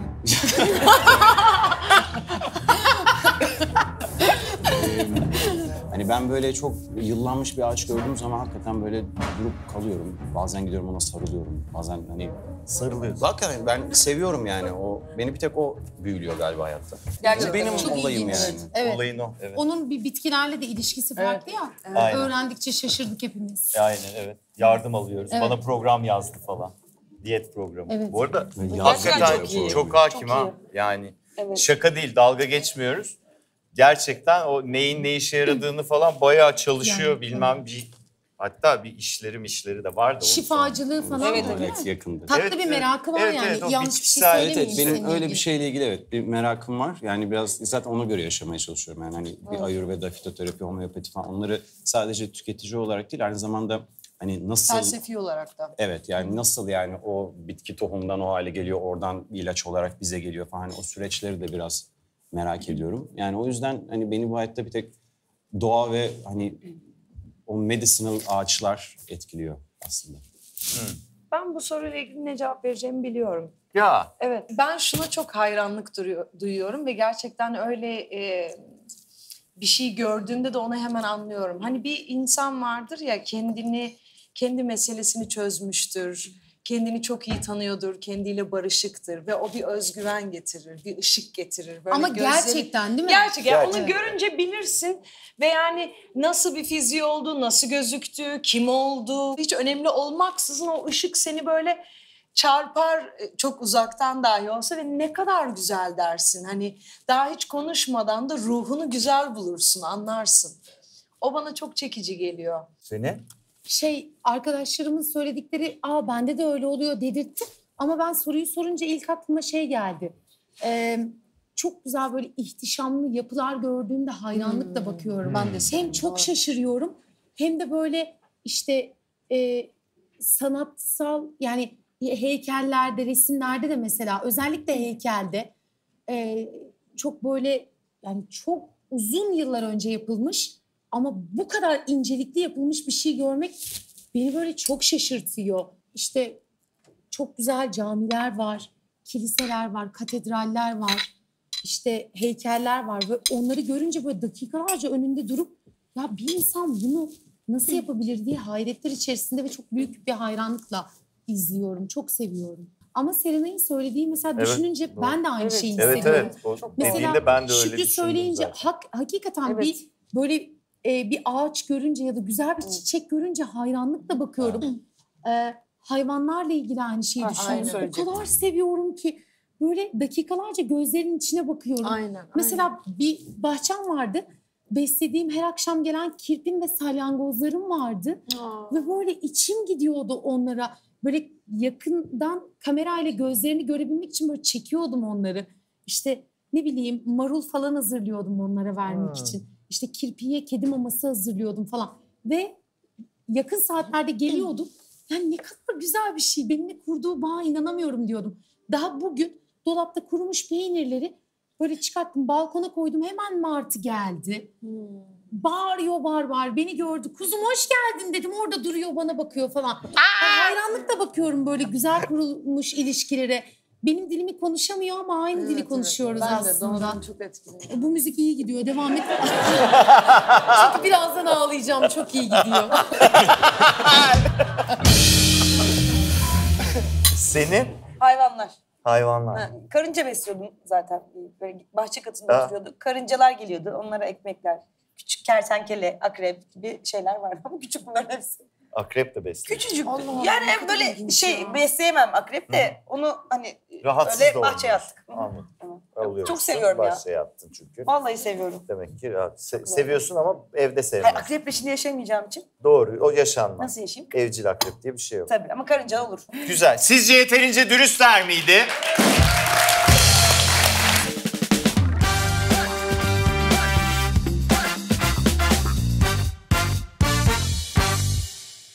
Sen 2019'dan beri ekranda bir şey yapmıyordun. 2019'dan beridir aslında ana televizyona Medcezir'den beridir bir şey yapmıyorum. 2013-2014 9 sene oldu. Gerçekten inanamıyorum 9 sene olmasına. Sen kaç yaşındasın da 9 senedir? Ben 15 yaşında başladım bu işe. 30 yaşıma gireceğim bu sene. Evet, ben de 30 oldum. Ben de 30 Yani de kimsenin 30 alkışlayası yok. Çünkü herkes 30 plus olduğu için terbiyesiz diye baktınız. Biliyorum, ben de aynı durumdayım. İnanın ben de aynı durumdayım. İçimden hadsiz dedim. Şöyle bir döndüm yani. Ne münasebet. Küçük başlamış olabilirsin ama 30 yaşındayım diyemezsin. Artık ben de 30'um. Öyle bir şey yok Serenay. Peki, Öyle bir şey yok.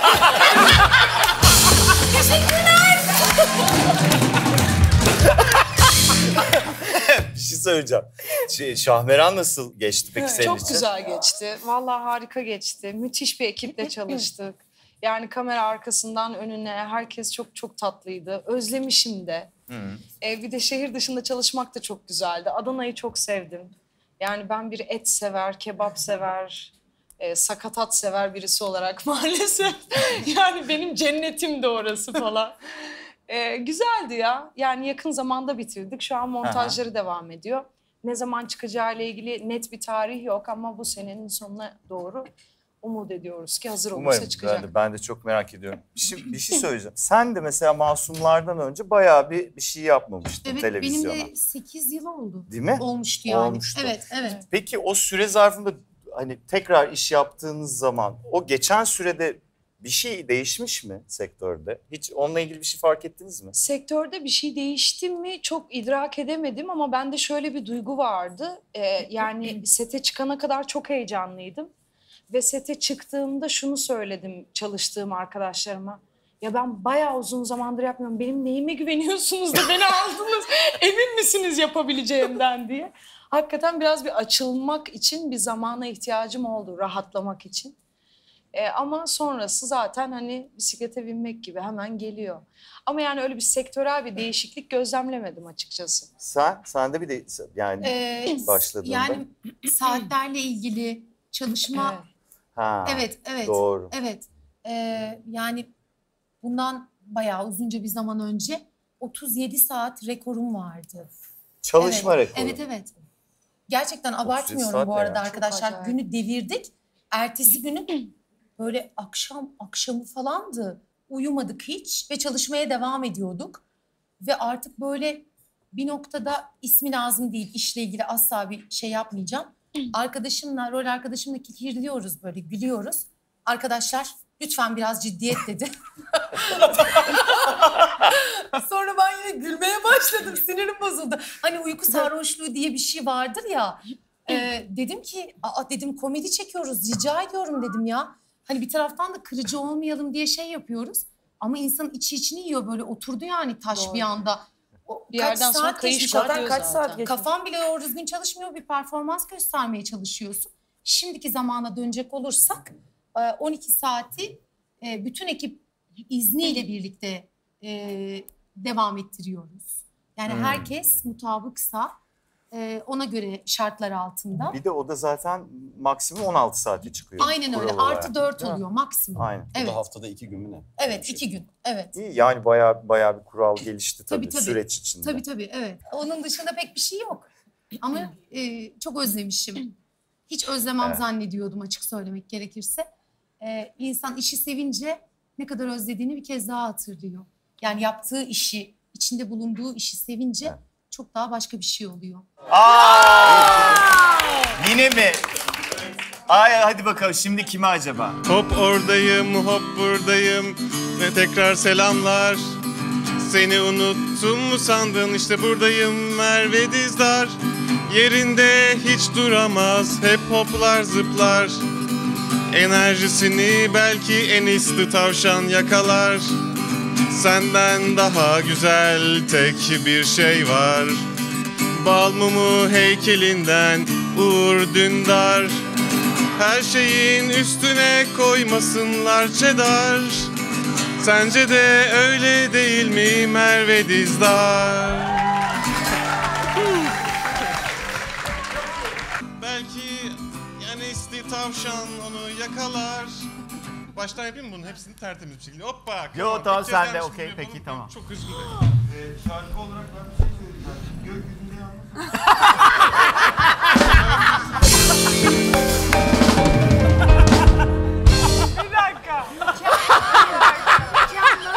Merve Dizdar gökyüzünde yalnız gezen. Evet Kutsal Bey. Helal olsun. Gökyüzünde evet. Arkasından gönüle bağlayalım. Prova yapmıştık tabii. Kusura bakmayın biz sizin provanın araya bir program soktuk. Ama az kaldı 2 saniyeye bitiyor. Kutsalsın.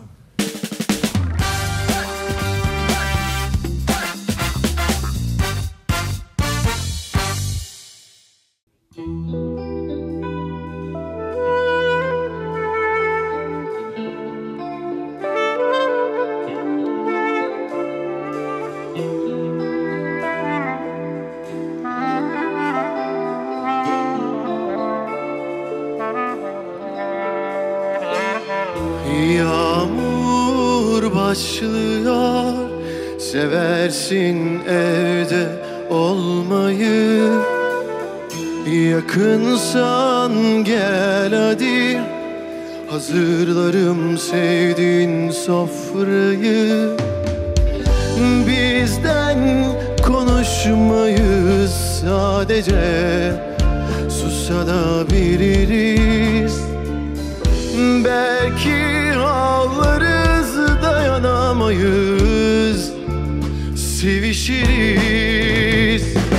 Hayırlısı sende bir haller var bugünlerde. Sevmiyorsan söyle, oyalama kalbimi, kendini de. Belki bana senden çok daha değer veren biri okşar saçımı, sonra uzaktan ağlama, hatırlayıp da olanları.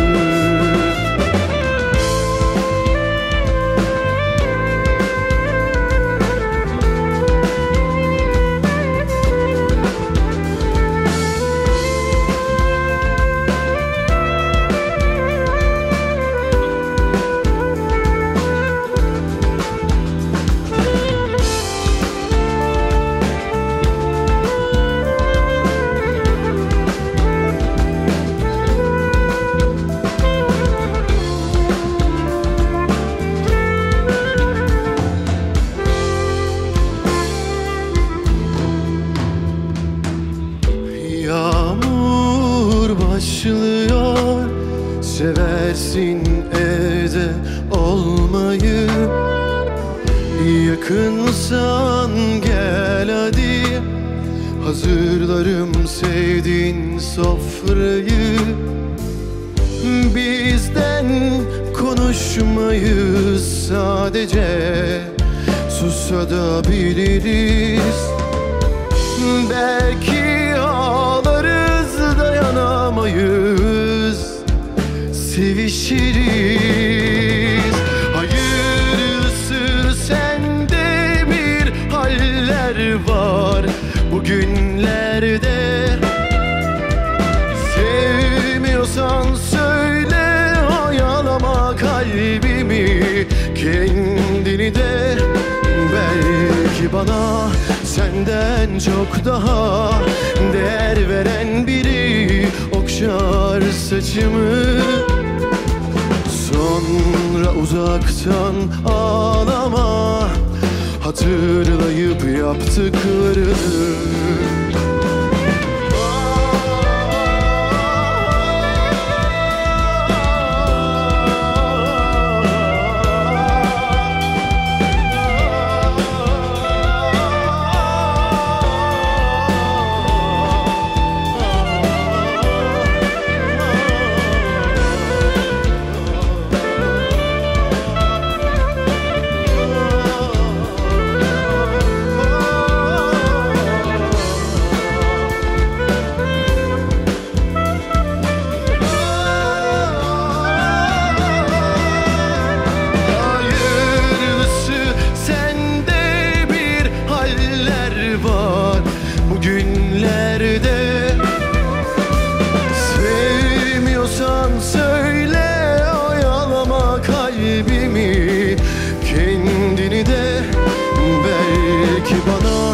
Senden çok daha değer veren biri okşar saçımı, sonra uzaktan ağlama, hatırlayıp yaptıklarını.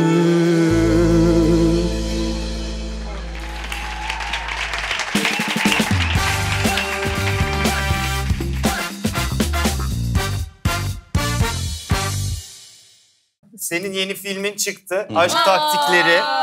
Seyrettiniz mi? Tebrik ediyoruz. Şu an dünya sıralamasında 4. olmuş. Şu an dünyada 4. sırada. Ben ne dedim? Ben de 4 dedim abi. 4 dedin. Film nasıldı? Ya film çekmesi çok eğlenceliydi. Yani izlediğimiz zaman aynı o çektiğimiz zamanki eğlenceyi de hissettik. Yani seyirci de bunu hissetti. O yüzden çok güzel bir şey. Normalde biz çünkü senaryo okuyoruz. Okurken kendi kafamızda aslında filmi çekiyoruz. Sonra sette bazen bir şeyler tam yolunda gitmeyebiliyor. Kurguda bir şeyler bozuluyor. Ama şu an her şey o kadar güzel gitti ki yani geri dönüşler de çok tatlı. O yüzden güzel film. Bence izleyin. Kimler seyretti? Bak hep aynı. Aynen. O kız Aynen. zaten Aynı. yemiyor, içmiyor, her şeyi seyrediyor demek ki abi. Aynı. Demet'le nasıl anlaştınız? Demet'le bence çok güzel anlaştık. Bence çok güzel anlaştınız. Ben Aynen, not alayım. Demet'e de sorun Yarın diyorsun. öbür gün. Yok çok keyifliydi Demet'le de çalışmak. Yani zaten çok güzel film oldu ya. Her şey çok iyiydi yani. Merve, Buyurun. çok detay hiçbir şey konuşmayacağız biliyorum. Ama Nuri Bilge Ceylan'la bir filmde Evet. çalıştın. Şunu sormak istiyorum. Konuşma hazırladın mı Kana gidersen de? Ay Ya hayır. inşallah. Hazırlamadın mı? Hazırlamadım ama İngilizce kursuna başladım. Güzel. Belki Çok iyi ne olur fikir. ne olmaz. Aynen. Sohbet edeyim insanlarla Ne diye. güzel fotoğraf bu. Çok Evet. güzel görünüyor. Çok güzel. Evet, evet. Şurada da var Sezon. Serucuğum. Ha, tamam. Çok güzel geçti gerçekten. Her yere koyduk merak etme. Hazır ama yani heyecanlısındır Çok diye heyecanlıyım. tahmin ediyorum. Konusu neler ne? olacak?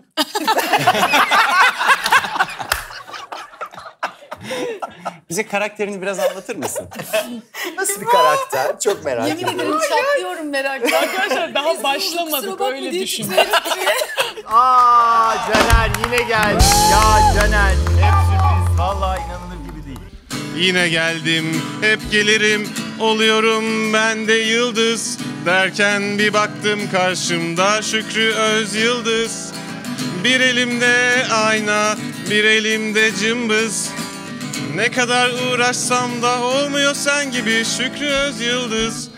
Az önce yalan söyledim, çok severim çedarsız, yapamam. Görüyorum seyircilerin birçoğu yalnız. Aşk taktiklerini paylaş Şükrü Özyıldız. Tabii böyle vücutta lazım kılçıksız, yağsız. Norveç'te kısıtlamalar kalkmış alakasız. Böyle çok daha iyi olmuş sakalsız Şükrü Özyıldız. Şükrü Özyıldız, Şükrü Özyıldız.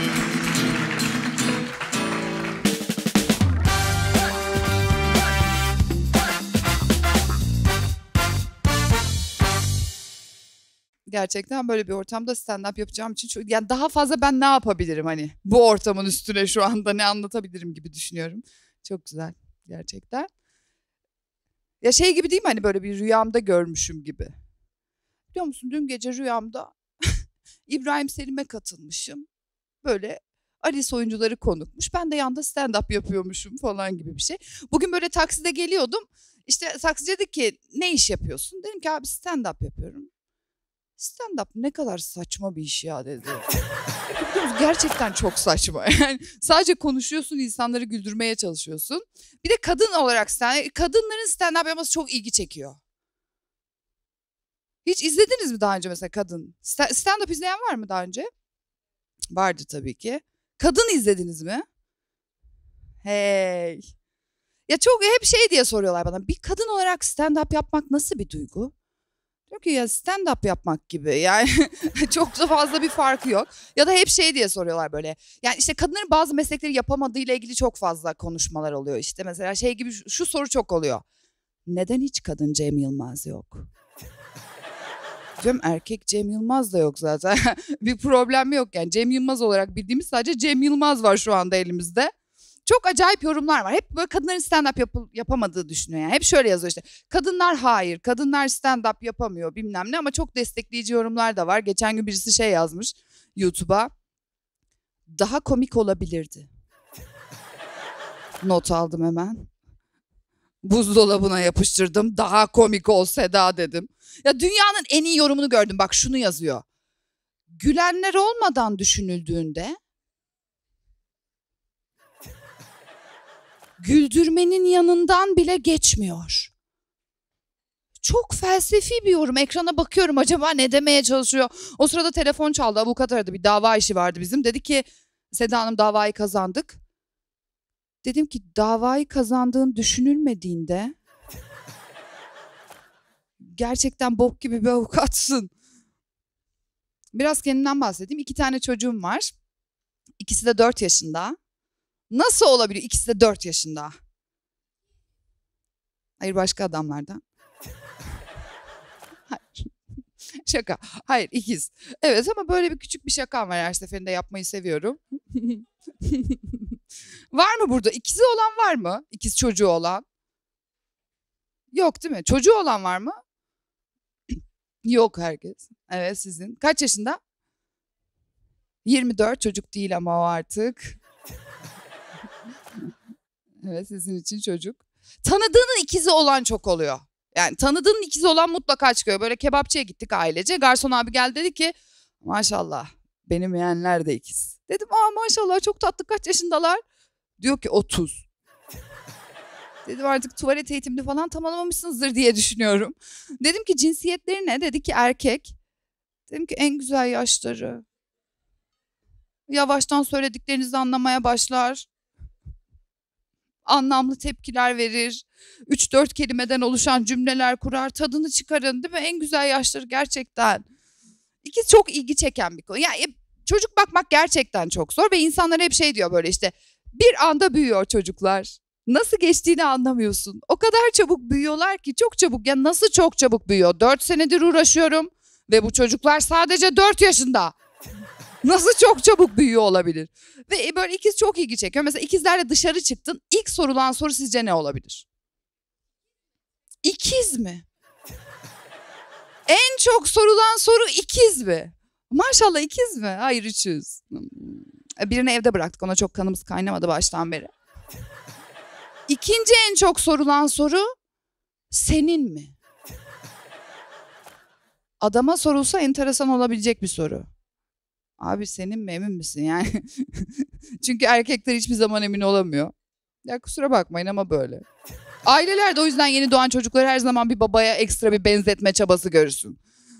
Tıpkı babası, hayır. Kesinlikle babası ama hiçbir zaman emin. Yani şöyle bir laf var. Anan anandır, babam belki babandır.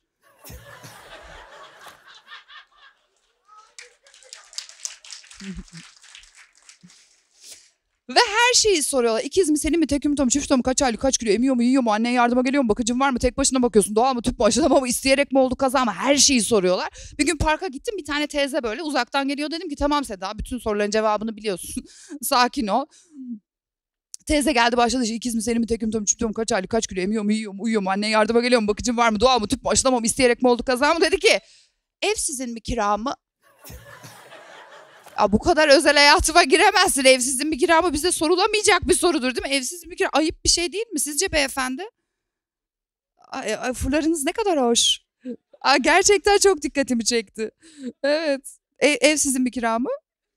Bizim diyor. Ayıp tabii ki. Ay. Bir gün yine parktayım, böyle bir tane abla yaklaştı. Dedik ikiz mi? Dedim ki evet. Ya tüp mü çok merak ediyor. Tamam, acaba bu çocuklar tüp mü? Ya bunu çok bilmiyorum. Bunu sorunun cevabını öğrenmeden hani başımı yastığa rahat koyamayacağım gibi bir durum var. Hani sevişerek mi yaptınız? Bunu çok merak ediyorlar. Bir tane abla geldi böyle. Dedik ikiz mi? Dedim evet. Dedi ki enjekte mi? Dedim, nasıl yani?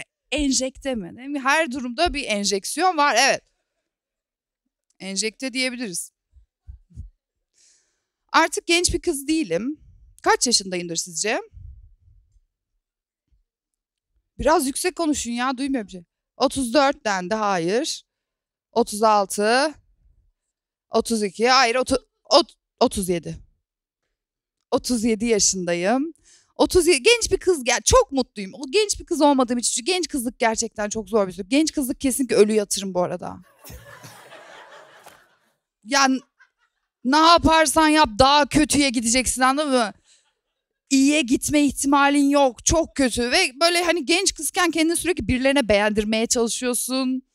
Ama bu bizimle ilgili bir problem değil. Bu erkek egemen sistemin dayatmış olduğu yapay güzellik algısı ve kapitalizmin kadını metalaştırmasının içselleştirilmesi sonucu oluşan öğrenilmiş çaresizlik diyebileceğimiz de psikolojik bir durum. Teşekkür ederim. Ama sürekli kendini beğendirmeye çalışıyorsun ve bunu şey gibi açıklıyorlar işte. Kendimizi erkeklere beğendirmeye çalışıyoruz çünkü bir güvenlik ihtiyacımız var. İşte kendimizi beğendirmeye çalışıyoruz çünkü bir çoğalma ihtiyacımız var. O zaman şunu nasıl açıklıyorsun? Ağdasız ölme fobisi. Annelerimizin bize yıllarca tembih etmiş olduğu aman kızım çok dikkat et. Her zaman A'danı yap. Çünkü ya ölürsen. Hani banyoda düşer bayılırsın, yine ilk ben girsem yaparım A'danı falan ama. Bunu biliyor musun? Eskiden bu çok vardı, artık var mı bilmiyorum. Hanımefendi beni çok iyi anladı. Hani şöyle bir şey var, bak şuradan anlayabilirsin hani. O geceliği giyme, deprem olur. Ne olacak yani, beni hani göçün altına çıkarmayacak. Bırak hep memeler falan ortada, ne yani? Çünkü şöyle şeyler atıyorum. Kızım saçmam, bu şekilde dışarı çıkamam, bana bir otobüs falan çarpsa. Saçmam, Allah korusun. Beni ambulans geldi, böyle kaldırdılar falan, rezillik. Diyelim durumum ciddi, beni ameliyata aldılar. Diyelim ben öldüm. Saçmam, Allah korusun.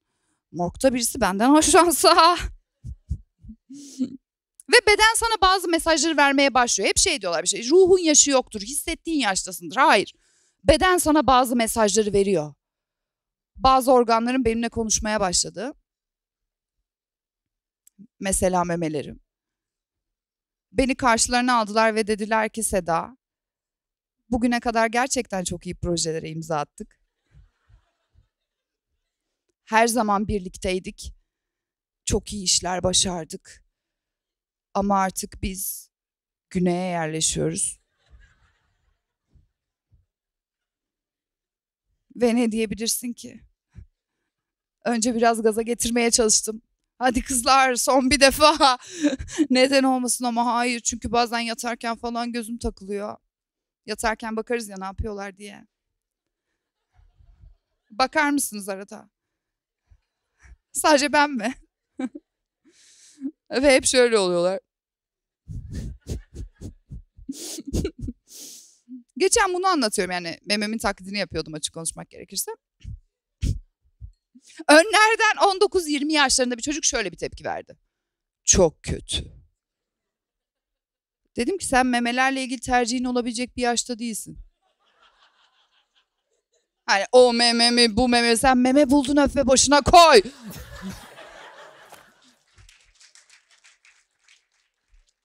Meme deyince böyle hep benden gözünü kaçıran erkekler oluyor. Hani çünkü erkeklerde o mekanizma çok hızlı çalışıyor yani. Meme seks. Bana şaka yaptı, benden hoşlanıyor. Erkeklerde o mekanizma çok hızlı çalışıyor. Evet, sanırım süremin sonuna geldik. Teşekkür ederim dinlediğiniz için.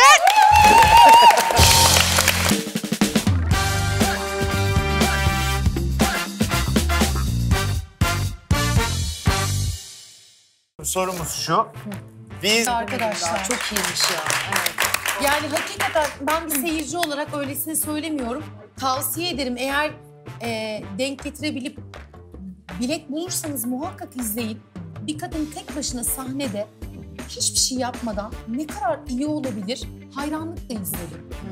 Tebrik ediyorum. Bütün Öyle, emeği çok geçen arkadaşları da, Zerrin Hanım'ı da. ve Gerçekten kimi çok iyi. seçiyoruz? Bu kadar övdükten sonra Evet. Birkan diye.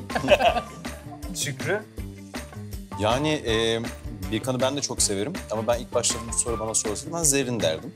Tamam. Biraz tabii ki yani duygusal da bir seçim yapıyorum tabii Evet. ki.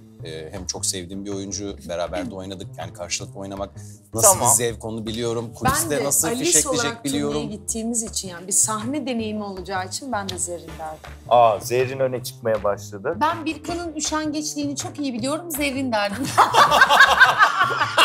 O zaman Zerrin'le devam ediyoruz. İnanın bugün yani bugün izlerken Birkan diyecek ki Ezgi beni çok iyi tanıyorsun, teşekkür ederim. Yemin ederim diyecek, teşekkür edecek bana. O yüzden Zerrin. Peki Zerrin Tekindor mu, Serdar Biliş mi? Hayda şimdi. Ama yani. Şimdi turneye biz nasıl yönetmeni götürmeyelim? Canımız Canım hocamızsız nasıl Yok, gideriz kesinlikle. ya? Yani ne Yani bileyim, yönetmenimiz olmaz. Serdar. Mümkün değil. Kendi zaten geliyordur diye de düşündüm. Evet, onun Ha. kontenjanı olduğu için biz Zerrin'i götürelim. Zorlu FSM, ID ve BKM zaten Serdar'ı götürün bir şekilde. Doğru, mantıklıyor. Evet, o zaman Zerrin'le Zerrin'le devam devam ediyoruz. Aynen. Peki Zerrin Tekindor mu yoksa Ryan Gosling mi? Çok- Ryan'la tanışmıyoruz yani. yani Zerrin Senin bizi cevabın anlar. belli mi? Zerrin bizi anlar. Anlar. Ryan Gosling mi istiyoruz? O mu karşılasın optik sorunu Yani. arkadaşlar? Arkadaşlar turneye gidiyoruz ya. Yani. Ya Zerrin'i alalım ya. Ryan'ı tanımıyoruz. Nasıl biri, ne yapacak yapacaksın orada? oğlum? Tanımıyoruz yani. Zamana Turnede sen. ihtiyacımız yok. Mihmandar mı olacak Zerrin'imize? Manyağa bak. Tamam. Ryan Gosling mi? Ben Ryan diyorum. Ryan diyorlar. Ryan. Bence Ben de Ryan Zerrin'i diyorum. seçelim. Ryan'a bir bilet ayarlayalım. Ryan. Vallahi şu Saçmalama, an belli kalabalık bileti. olarak Adam- Ryan istendi. Avrupa turnesini yanımızda gezsin. Manyak mısınız? Peki Ryan Gosling'le devam ediyoruz o zaman. Peki. Ağırlıklı. Sen bir de O Ryan- Ryan diye Tabii. çığlık attı az önce. Çünkü biraz- Bayıldı, su döktü. Merve practice yapacak o yüzden İhtiyacım var. I need it. Peki Ryan Gosling mi, Dwayne Johnson mı? Ben Ryan'cıyım. Ben de Ryan'cıyım. Bir önceki programa dönüyoruz. Ryan. Arkadaşlar ben Dwayne'i alırım. Siz devam edin Zodiac'la. Siz devam edin. Tekniği düşündüm. Niyeyse. Ben de Dwayne'ciyim ya. 2-2 mi kaldı? Ben de çok Saçmalama, severim. sen Ryan'la devam. Ben de. Hayır ben... Tamam ben sizi yalnız bırakıyorum merak etme. Sen İbo. Ben? Sen? Ben Ryan, Zerrin'deydim hala. Ya. Ama bu Ryan mı, Dwayne dersen Dwayne'i seçerim. Öyle mi? Tabii tabii. Tamam Dwayne oldu o zaman. Bu biraz Oy, daha bir eğlenceli. Serenay saçmalama. 2-2 ama ben de Ryan Siz dedim. Ryan'la devam edin. öyle Sen ayrılamıyoruz. Ekip dedim, olarak devam edin. Sen benim en iyi arkadaşımsın. Biz turneye gidiyoruz. Bu arada yanlış anlaşılmak istemem. Beyefendinin kızıyla olan ilişkisine bayılıyor. Hiç Gerçekten yanlış anlaşılmadı. çok tatlı. Dwayne Johnson'la da devam ediyoruz. Peki Dwayne Johnson mı yoksa Olivia Wilde mı? Oo. Öf Dwayne Johnson tabii. Ama Olivia Wilde da Yani Ya bu kadın da. çok iyi. Tamam sanat sepet bir yere kadar hadi. seçin arkadaşlar. Ben Dwayne'deyim hala. Sen Dwayne'desin. Sen Ezgi zaten Dwayne'desin. Benim oyumun şu anda bir geçerliği olmayacağı Rica için. ederim. Olivia diyorsun Yok ama. var hala çünkü 3 kişisiniz. Sen ne diyorsun Merve? Merve Olivia der. Derim. Olivia derim. Olivia Sen dedi. mi? Olivia, ben de Olivia diyorum. Demek ki Olivia ile devam ediyoruz. İnanılmaz. Olivia Wilde mı yoksa Gillian Anderson mı? Of bayılıyorum ben bu kadına ya. Şükrü bayılıyorsa Ben Gillian arkadaşlar Anderson. kolay kolay Yo, yo. bayılmaz. Bununla devam edelim. Evet. Bakın Şükrü'yü bir daha bayılırken göremeyebiliriz. Hayır, ben Hazır de bayılmışken çok iyi Nihayetinde bir oyuncu. hepimiz Gillian diyoruz. Gillian diyor. Gillian'la devam ediyoruz. Peki Gillian Anderson mı Henry Cavill mı? Daha yakından görebiliyor muyuz? Merve'nin midesi yandı. Gördünüz mü? Çocuklar. Aa. Merve'ye ateş bastı. Serenay'da biraz fena oldu ya. Yani hiçbir şey gözünüz görmeyebilir şu an. Evet. Ben size bir şey söyleyeyim mi? Sohbetin bu noktasında böyle bir tona geçeyim. Henry benim için. Ben de çok isterdim bize eşlik etsin. Hepsi. Ve tecrübelerinden bahsetsin. Sonuçta Aynen. turnedeyiz abi. Aynen abi. Evet, Sonuçta, turnede olan- Orada nasıl oluyor bu işler falan. Henry Cavill'la devam ediyoruz anladığım kadarıyla. Henry Cavill mı Benedict Cumberbatch mi? Çok ayıp ya. Ben Egg Benedict diyorum.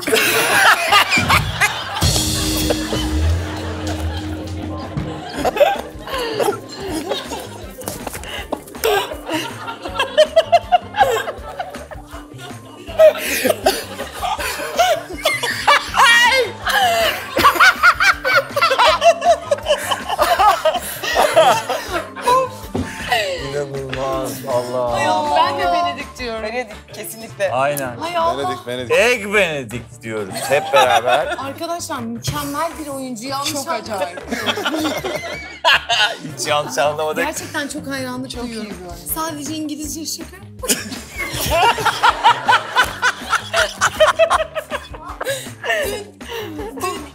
Merve'nin İngilizce öğretmeni oyunumuza geldi. Bu detayı anlatmak isterim. Ve hocaya gerçekten zar zor konuştu İngilizceyle. Çünkü çok çatpat konuşuyorum. Ben bir turist gibi. Espri yaptım ve İbrahim dedi ki Ezgi espriye gerek var mıydı? O yüzden de çok aramızda bir şey sizinle paylaşırız. Yani kendimi anlamıyorum.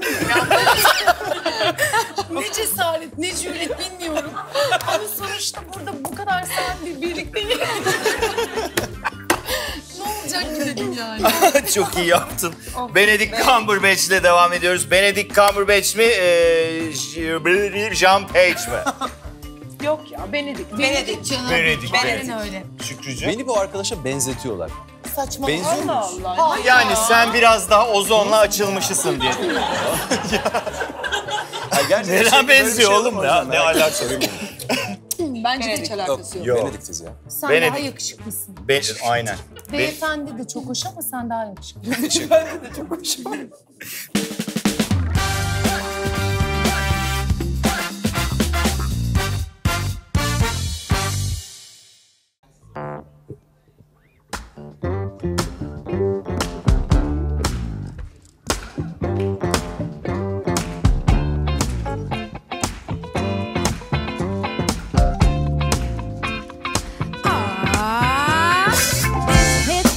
Ice cold myself, fight for the white gold. This one for them good girls, them hood girls, their masterpiece. Styling, wildin', living up in the city. Got trucks on me, Saint Laurent, gotta kiss myself, I'm so pretty. I'm too hot, hot damn.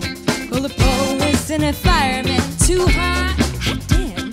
Make a dragon wanna retirement. I'm too hot, hot damn. Say my name, you know who I am, I'm too hot, hot damn. My band bout to have money, break it down. Girls, hit you hallelujah. Girls, hit you hallelujah. Girls, hit you hallelujah. Cause Uptown Funk gon' give it to you. Cause Uptown Funk gon' give it to you. Cause Uptown Funk gon' give it to you. Saturday night we in the spot. Don't believe me, just watch. Come on.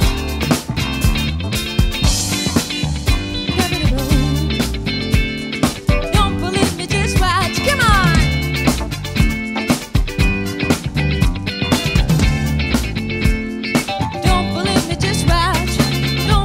Just watch. Don't believe me, just watch.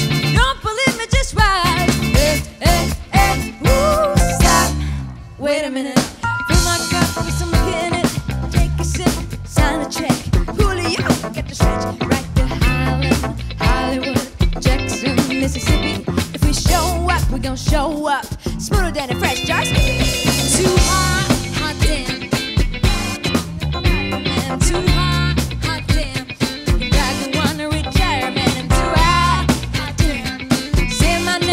Who I am, I'm too high. Damn, and my bound about that money, break it down. Girls, hit you hallelujah. Girls, hit you hallelujah. Girls, hit you hallelujah. Cause Uptown Funk gon' give it to you. Cause Uptown Funk gon' give it to you. Cause Uptown Funk gon' give it to you. Saturday night we in the spot. Don't believe me, just watch. Come on.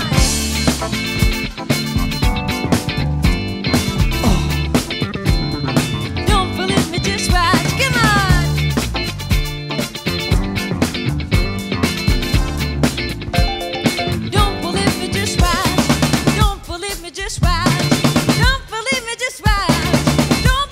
Just watch, yeah, yeah, yeah. Woo! Up, down, funk you up. Up, down, funk you up. Up, down, funk you up. Up, down, funk you up. Up, down, funk you up. Up, down, funk you up. Up, down, funk you up. Up, down, funk you up. Say, up, down, funk you up. Up, down, funk you up. Up, down, funk you up.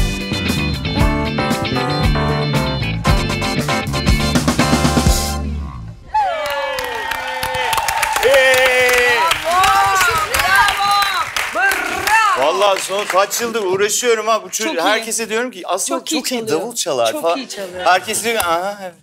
Çok iyi vallahi çok iyi. Oturtamadım Onu da ya, yapıyordur diye düşünüyorlardır. Ya daha önce hiç prova etmediğimiz için ben daha önce Aynen şarkıda abi. çalmadım. Kusura bakma canım Aynen. ben de prova etmedim ama burada elimizden geleni yapıyoruz. Haklısın efendim, kusura bakma. Şükrü sanki çok az coolmuş gibi biraz daha cool oldu artık gördüğünüz gibi. Benedict Cumberbatch mi? Jude Law mu? Jude Law bence.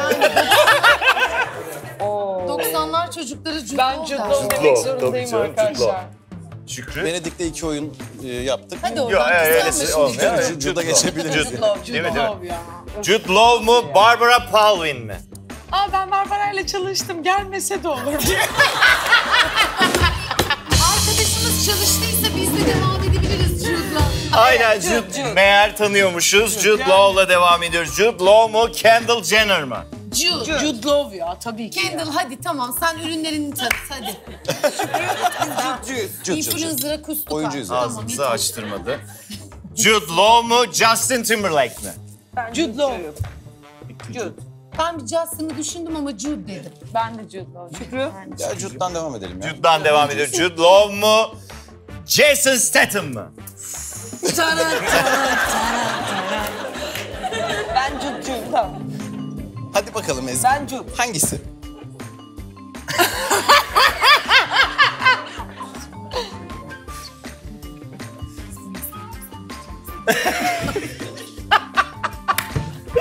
Diyor ki açık beni özeyi seviyorsan diyeceksin. Siz tetikçi izlediniz mi? Bir şaheser izlemez Akşam miyiz? benim için birkaç dakika izleyin. Finalini izleyin ya. O böyle deli gibi döndüğü anı izleyin. O hanımefendiyle birlikte. Sonra karar verin. Ben Jason diyorum. Hay Allah. Hiçbir baskı altında kalmadan kalmadan ben de Jason Allah diyeceğim. mutlu etsin. Rosie de çok güzel. Gerçekten yani rüya gibi. Her şeyiyle çok güzel. Ama Jason başka ya. Jason Statham mı? Bir dakika herkes söylesin Herkes canım. tıktın ağzımıza. Nasıl herkes? Senden Jason, etkilenmemek Jason mümkün değil. oldu. Yok oğlum sen Jason demedin şimdi. Az zaten. Kurban olayım diye yalvardım sana burada az önce. Zaten benim oyum şu an iptal. Sen bence Jude Law'cusun Ben de ama Jude benim Law, hatırım Jude için Law. şu an bir şey Evet, demiyorsun. Evet. Sen ne Jason diyorsun? Statham. O zaman Jason oldu. Teşekkür ederim sağ ol. Jason. Şimdi belli ki çekişmeli bir şey Devam olacak burada. Jason Statham mı, Mila Jovovich mi? Yani bir de Jason. 2000'lerin başında şeydi. Jason devam Jason. eder yürür ya. Ezgi öyle uygun Ama gördüyse ben şimdi de Mila mı yani Jason mı Allah aşkına çocuk. Geçen sene Antalya'ya geldi tüylerim ürperdi. ben de Jason diyorum. Jason mı, Sezen Aksu mu? Aa! Bir saniye. Kırmızı Sezen çizgimiz. Aksu'ya kurban olurum. Ben de öyle. Ben de aynı şekilde. Kimse Evet. kusura bakmasın. Evet. Onun ağzını, yüzünü, sözünü, aklını öpüyorum. İyi ki var. Kendi adıma Bence tek de öyle. söyleyeceğim. Evet, Bence de. O benim hayatımdaki en özel kadın. Tam da şimdi ağlarım yani. Seni. Gerçekten ya. Yani çok özel bir kadın. Ben de çok severim. Yazdığı her söz, söylediği her şey, verdiği her cevap çok özel diye düşünüyorum çünkü. Doğru. Bu kadar ancak keyifle ve aklı salim bir kafayla anlatılabilir arkadaşlar ya. Bu kadar sakin ve dingin kalabilmek bence çok zor bir şey. Çok özel bir kadın. Çok özel. Evet. O yüzden Bir de ne eğleniriz ya. evet yani Otursak aynen siz öyle. de düşünsene. Öf Öf ya. ya. Kesinlikle. Yani onun o Bitmesin yani istersin. enerjisi Evet. bir taraftan, yaşadıkları bir taraftan her şeyiyle Sohbeti. çok özel bir kadın. Kesinlikle. Sezen. Sezen. Sezen. diyoruz. Sezen. Sezen Aksu mu, Emma Stone mu? Ay Emma Stone'u da çok seviyorum. Ben de çok seviyorum. Benim için bundan sonra sadece Sezen Ya, Aksu evet. siz karar verin. Ben de Sezen diyeceğim. Çok severim Emma Stone'u ama Sezen diyeceğim. Sezen'le Sezeniz. devam ediyoruz. Sezen Aksu'yu erken sorduk. Evet. Çok erken sordun İbo. Sezen Aksu mu, Jason Momoa mı? Ama Sezen Aksu. Sezen Aksu Tabii ya. ki Sezen. Aa, beğenmediniz Relaxliyiz mi? ya. Hayır bu yeri ayrı da. Aa, çok da tatlıdır. Hiç Sezen. Allah'ın ayısı. Sezen. Sezen Aksu mu, Jessica Alba mı? Sezen Aksu Sezen. tabii ki. Sezen Aksu. Ne yap- Ben de henüz bir ya şey ne demedim. olursun ikisini birlikte alalım. Evet Alamayız. ya. Hayatım öyle bir şey değil bu. Alamayız. Yerimiz Peki var, seyirci- koca prodüksiyonuz da yok. Evet Seyirciye bravo. soralım. Seyirciye sor. Sezen diyenler alkışlar mı? Hakan'da olay kopacak. Tarkan diyenler alkışlar mı? Sezen aldı. Sezen aldı. Sezen aldı. Arkan diyenler o hu yaparak Aynen bir şanslarını denediler ama öyle gelişmedi olay. Sezen'le devam ediyoruz. Sezen Aksu mu, Jared Leto mu? Ay tabii ki Sezen Aksu. Sezen Aksu mu, Vileda mı diye sorduk. Ne bu lan? Jared Leto'nun da ne acayip bir fotoğrafını bulmuşsunuz Jared Leto arkadaşlar. bu arada yani çok acayip hoş, yani yetenekli bir insan. Evet. Yetenekli olabilir. Yani şey Çok açısından yetenekli yani yeteneği tozu hoş. iyi alıyor anlamında. Yani bir de bir rock grubu var galiba. Aa, evet. Sürekli böyle turnelerde falan. Sürekli turne mi? Ben de zaten rock müzik dinlerim. İçeride bu arada en son bir tek dileğim var söylüyorum. Peki Sezen Aksu mu, Dua Lipa mı? Sezen Sezen Aksu. Aksu. Sezen. Geçelim. Hadi Dua hadi. Ne oldu? Aa, sen çok mu seviyorsun da? Bak Türkiye'deki Dua Lipa fanlarını şöylece aldım. Benden tiksindiler şu Fanları anda. mı aldım? Alacaksam Dua Lipa'ya fanını ne yapayım ben onu? Dua bizi nerede görsün? Gösteririz ya artık yapacak bir şey. Peki Sezen mi, Amber Heard mı? Sezen. Sezen mi, Ryan Reynolds mı? Sezen. Sezen. Sezen. Sezen. Sezen erken soruldu yani. Sezen artık. Sezen. Ama sen Ryan Reynolds'ı seversin. Aynen. Peki Sezen mi, Margot Robbie mi? Sezen. Sezen. Peki Sezen mi, George Clooney mi? Sezen. Artık George Clooney Sezen. çünkü insanların üzerinde bir baskı. Gerçekten. Yani şöyle kayın. Işığı da Cevap alttan vermiş Tabii Allah tabii size. tipi de öyle. Yani- Emin misin? Ha? Söyle. Yani Yani ben George Clooney'yim. yani şimdi artık Benim biliyorsun bir geçmişim var. George Clooney ile George mi? Clooney ile senin Ha, programında evet, yine finale George Clooney kalmıştı. Evet. Yani kesinlikle George Clooney. George'a ben de varım. Sen varsın. Ben Ben yokum. Sezen. Sezenciyim ben. Sezenciyim ben de. Sen de Sezen. Sen? Ben de Sezenciyim tabii Alright, ki. devam. Okay. Hanımlar beyler o zaman turneye Sezen'le gidiyoruz.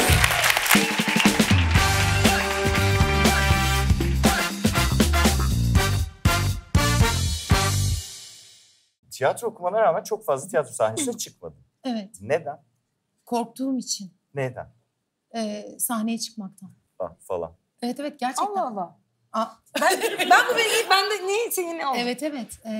Yani uzun yıllar önce 2010'da 2008'de bir oyunda oynadım. Ondan sonra uzunca yıllar çıkmadım. Enis'le birlikte 10-11-12 Evet. tekrar Onunla başladın. cesaretimi toplayabildim.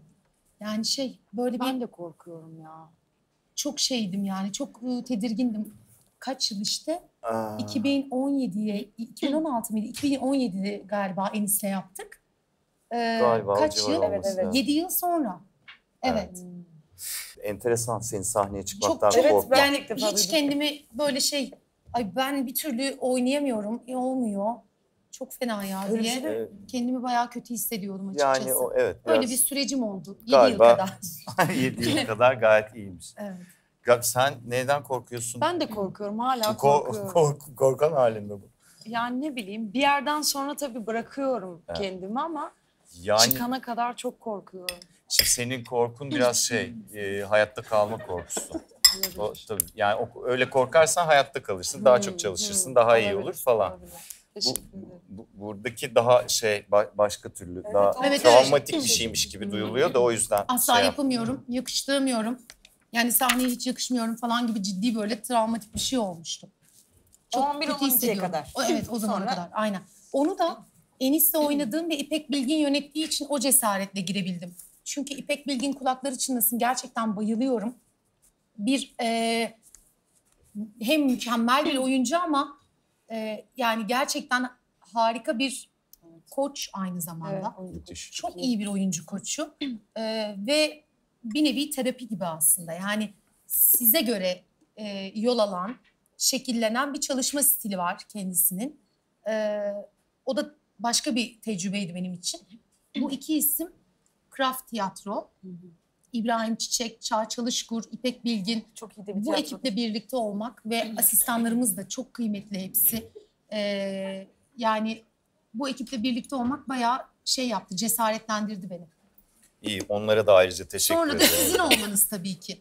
Ayşe bana söylediğinde yine işin yani eğlenceli bir hikayesi de var bir taraftan. Enis'le ikimizin berbat bir hikayesi var yine orada ama onun dışında da gerçekten ekip söylenince böyle 6 kişi yani 5 kişi de bayıldığım arkadaşlarım. İş çok büyük ve çok ihtişamlı bir projeydi. Dolayısıyla böyle ya kaçırmamak lazım. 40 yılda bir denk gelir dediğim bir şey oldu Alice benim için.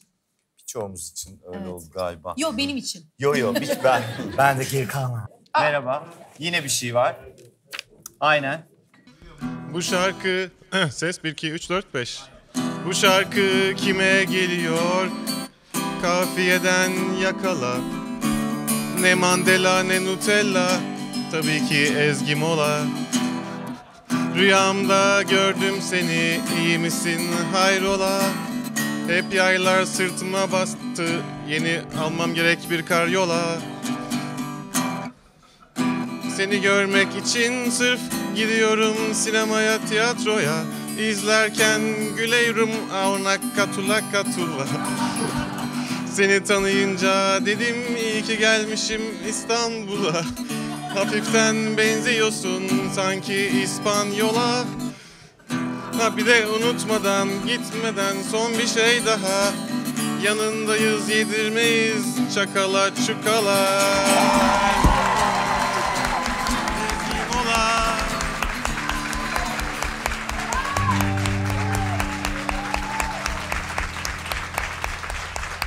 Kaç kere yemin Kaç kere yemin ettim, kaç gönüle de girdim, sensiz yapamıyorum. Bak yine geri gel.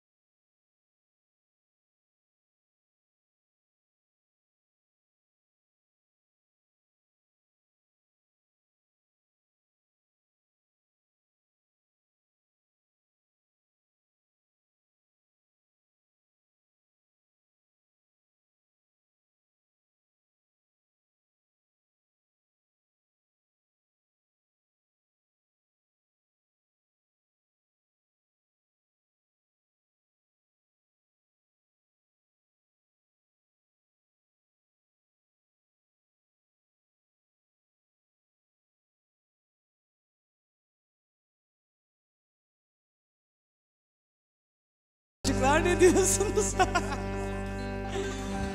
Bak yine geri gel.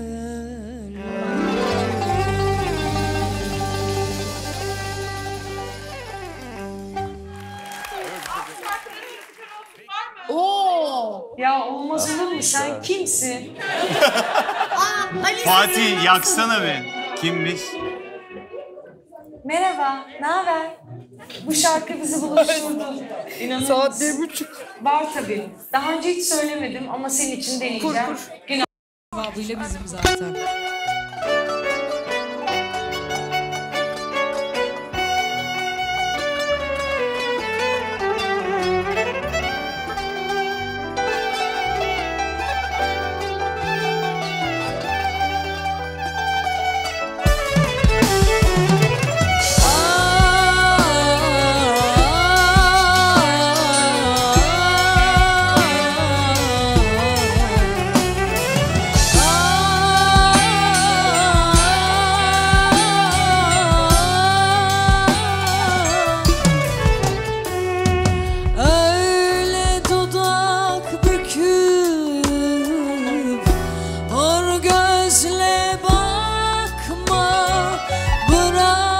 küçük dağlar yerinde dursun.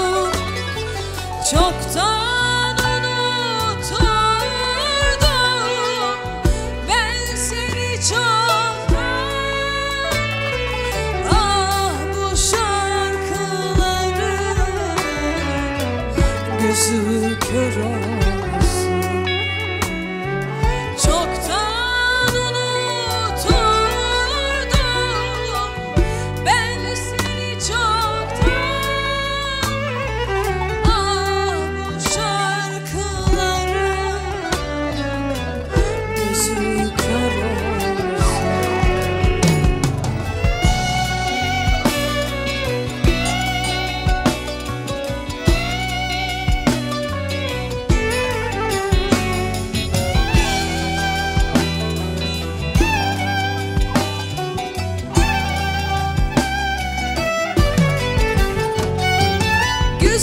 Güzelsen, güzelsin, yok mu benzerin? Goncadır ilk hali, bütün güllerin. Aklımda kalmazdı yüzün, ellerin. Ah bu şarkıların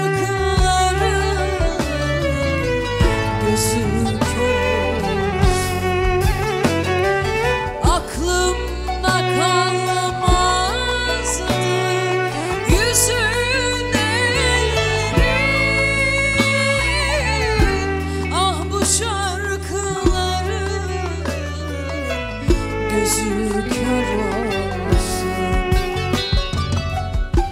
Ah bu şarkıların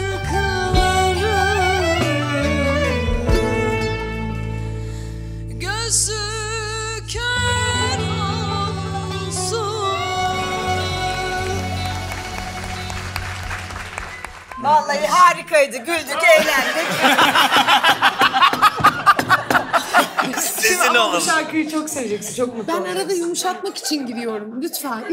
Dönüşü yok. Beraberce karar verdik. Ölelim mi ya? Ölelim istiyorlar siz de.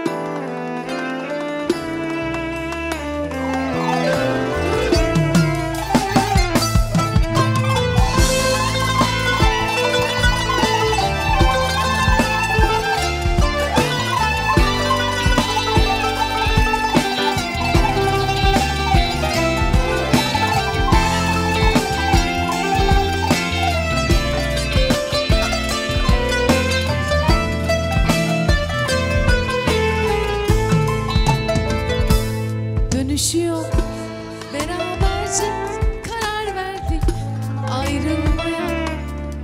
Yitirmişler can yolları ayırmaya. Şimdi artık gözyaşları gereksiz akmamalı, ayırmalı. Kendi yaramızı kendimiz sarmaya.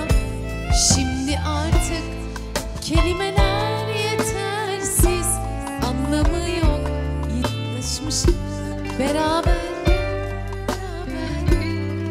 Arkadaşlar bu şarkı benim 14,5 yıllık kızımla ayrılış şarkım oldu. Sushi ile. Bazılarınıza saçma gelebilir. Ama yani o yüzden çok duygulanıyorum. Şimdi bana kaybolan yıllarımı verseler, şimdi bana seninle bir ömür vaat etseler, şimdi bana yeniden ister misin deseler, tek bir söz bile söyleme hakkım yok. Şimdi bana kaybolan yıllarımı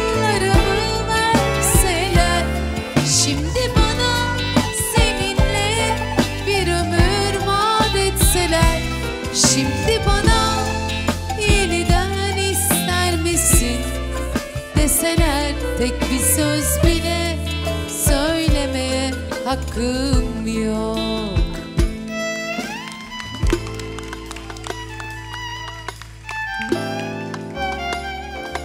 Şimdi bana yeniden etseler, şimdi bana yeniden ister misin deseler, tek bir söz bile söylemeye hakkım yok.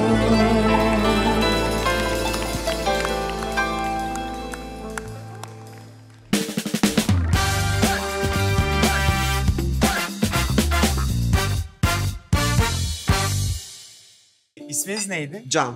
Can Bey, siz yanılmıyorsam hukuk okuyordunuz. Evet, hukuk okuyorum. Neredeydi? Doğuş Üniversitesi. Doğuş Üniversitesi diye bir yer var ve orada okuyorsunuz. Çok güzel. Doğuş Üniversitesi nerede?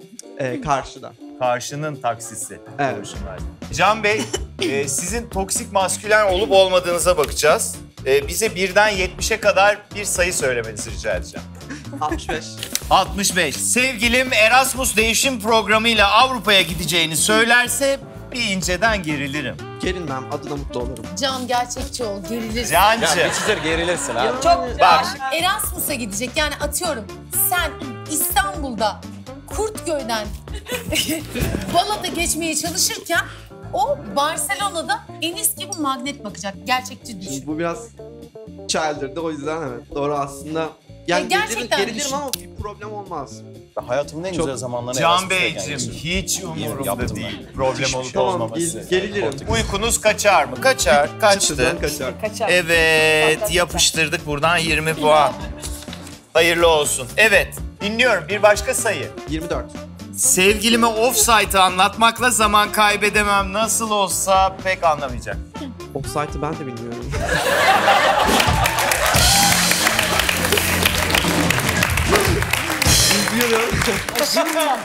Çok tatlısınız gerçekten Can Bey.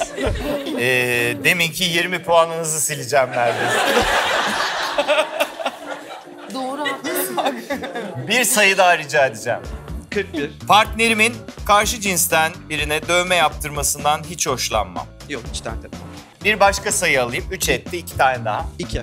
Hesabı genelde ben öderim. Partnerime pek bırakmam. Yok, zaten geldi yalan dedi. O yüzden hani Ha, ödetiyor musunuz? yani şimdi... Birlikte Olmaz diyorsun. Yani değişiyor aslında, hani hiç öyle Alman bir... usulü.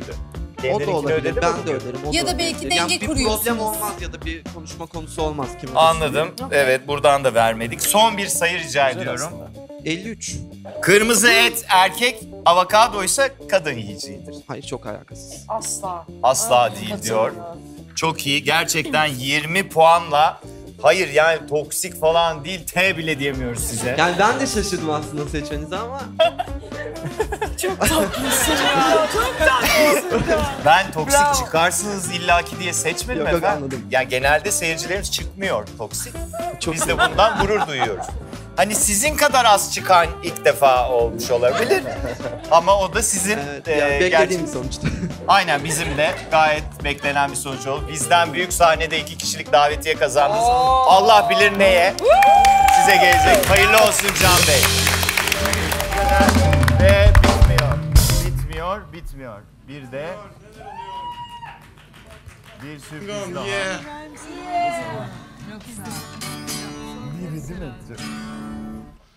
Hanımlar, beyler hoş geldiniz. Naber? 100. bölümde yine beraberiz. Oh yeah. Jason Momoa'nın gözlerinin içine bakalım. Santrifüj diye fondüpleri atalım. Kılıç kuşananın, atta binenin. İbrahim Selim.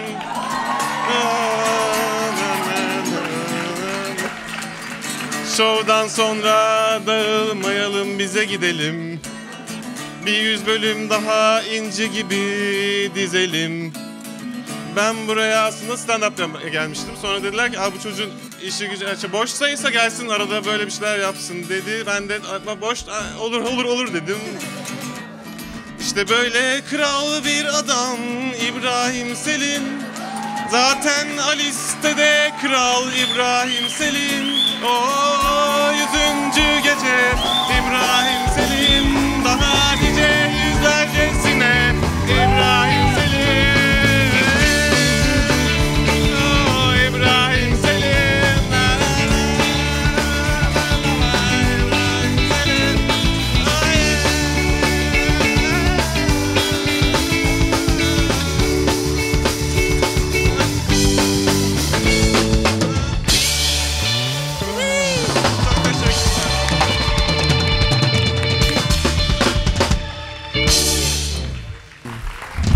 Çok teşekkür ederim ya. Hay Allah. Yani bu planlanmamıştı. Evet. Ne ya? Nice 100 bölümlere İbo. Çok teşekkür Seni ederim. izlemek çok keyifli. İyi ki varsın işte. Harika bir Siz de insan. iyi ki varsınız. Gerçekten evet ya. Seni çok seviyoruz. Kral dedi bana. Kral adam. İbrahim Selim. Çok da güzel olmuş şarkı. Evet ya, albümü mü koysun? Caner ya. Müthiş. Ay çok teşekkür ederim ya. Vallahi çok sanırım belli oluyordur. Biraz duygulandım. Ya. Ya İbrahim. İbrahim'e zoom yapın.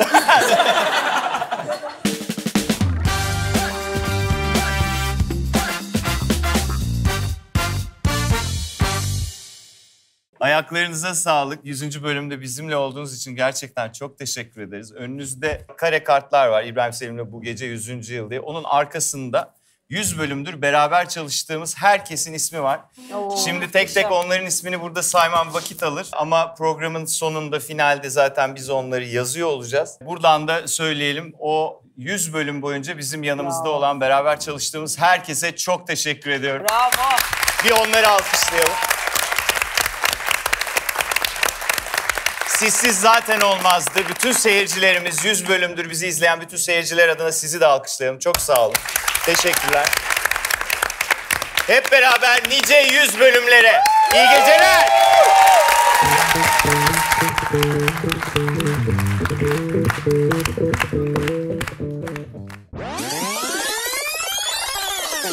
Saçımı açayım artık. Yeter artık. Aç aç. Beynim ağrıyor. Gerçekten hiç başıma. Yok artık. Yok artık. Oy. Ebru Gündeş kırmızı çizgimiz.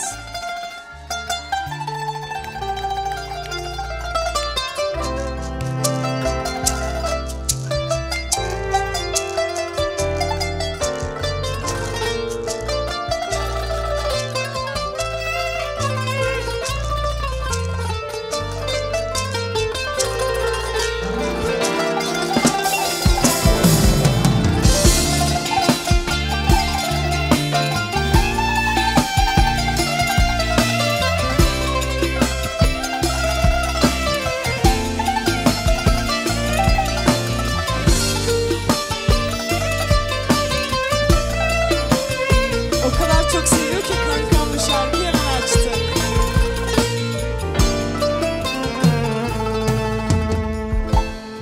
Bu aralar çok yorgunum, hep isyankar, hep mutsuzum. Alnımdaki kara yazı ecel gibi silinmiyor.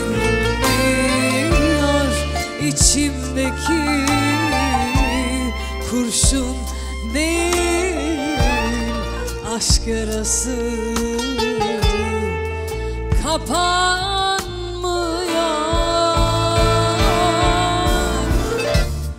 Söyleyin bir daha anmasın benim adımı. Söyleyin daha unutmadım yalanlarını. Söyleyin mahşere sakladım günahlarımı. Söyleyin bilsin, söyleyin bilsin. Söyleyin bir daha anmasın benim adımı. Söyleyin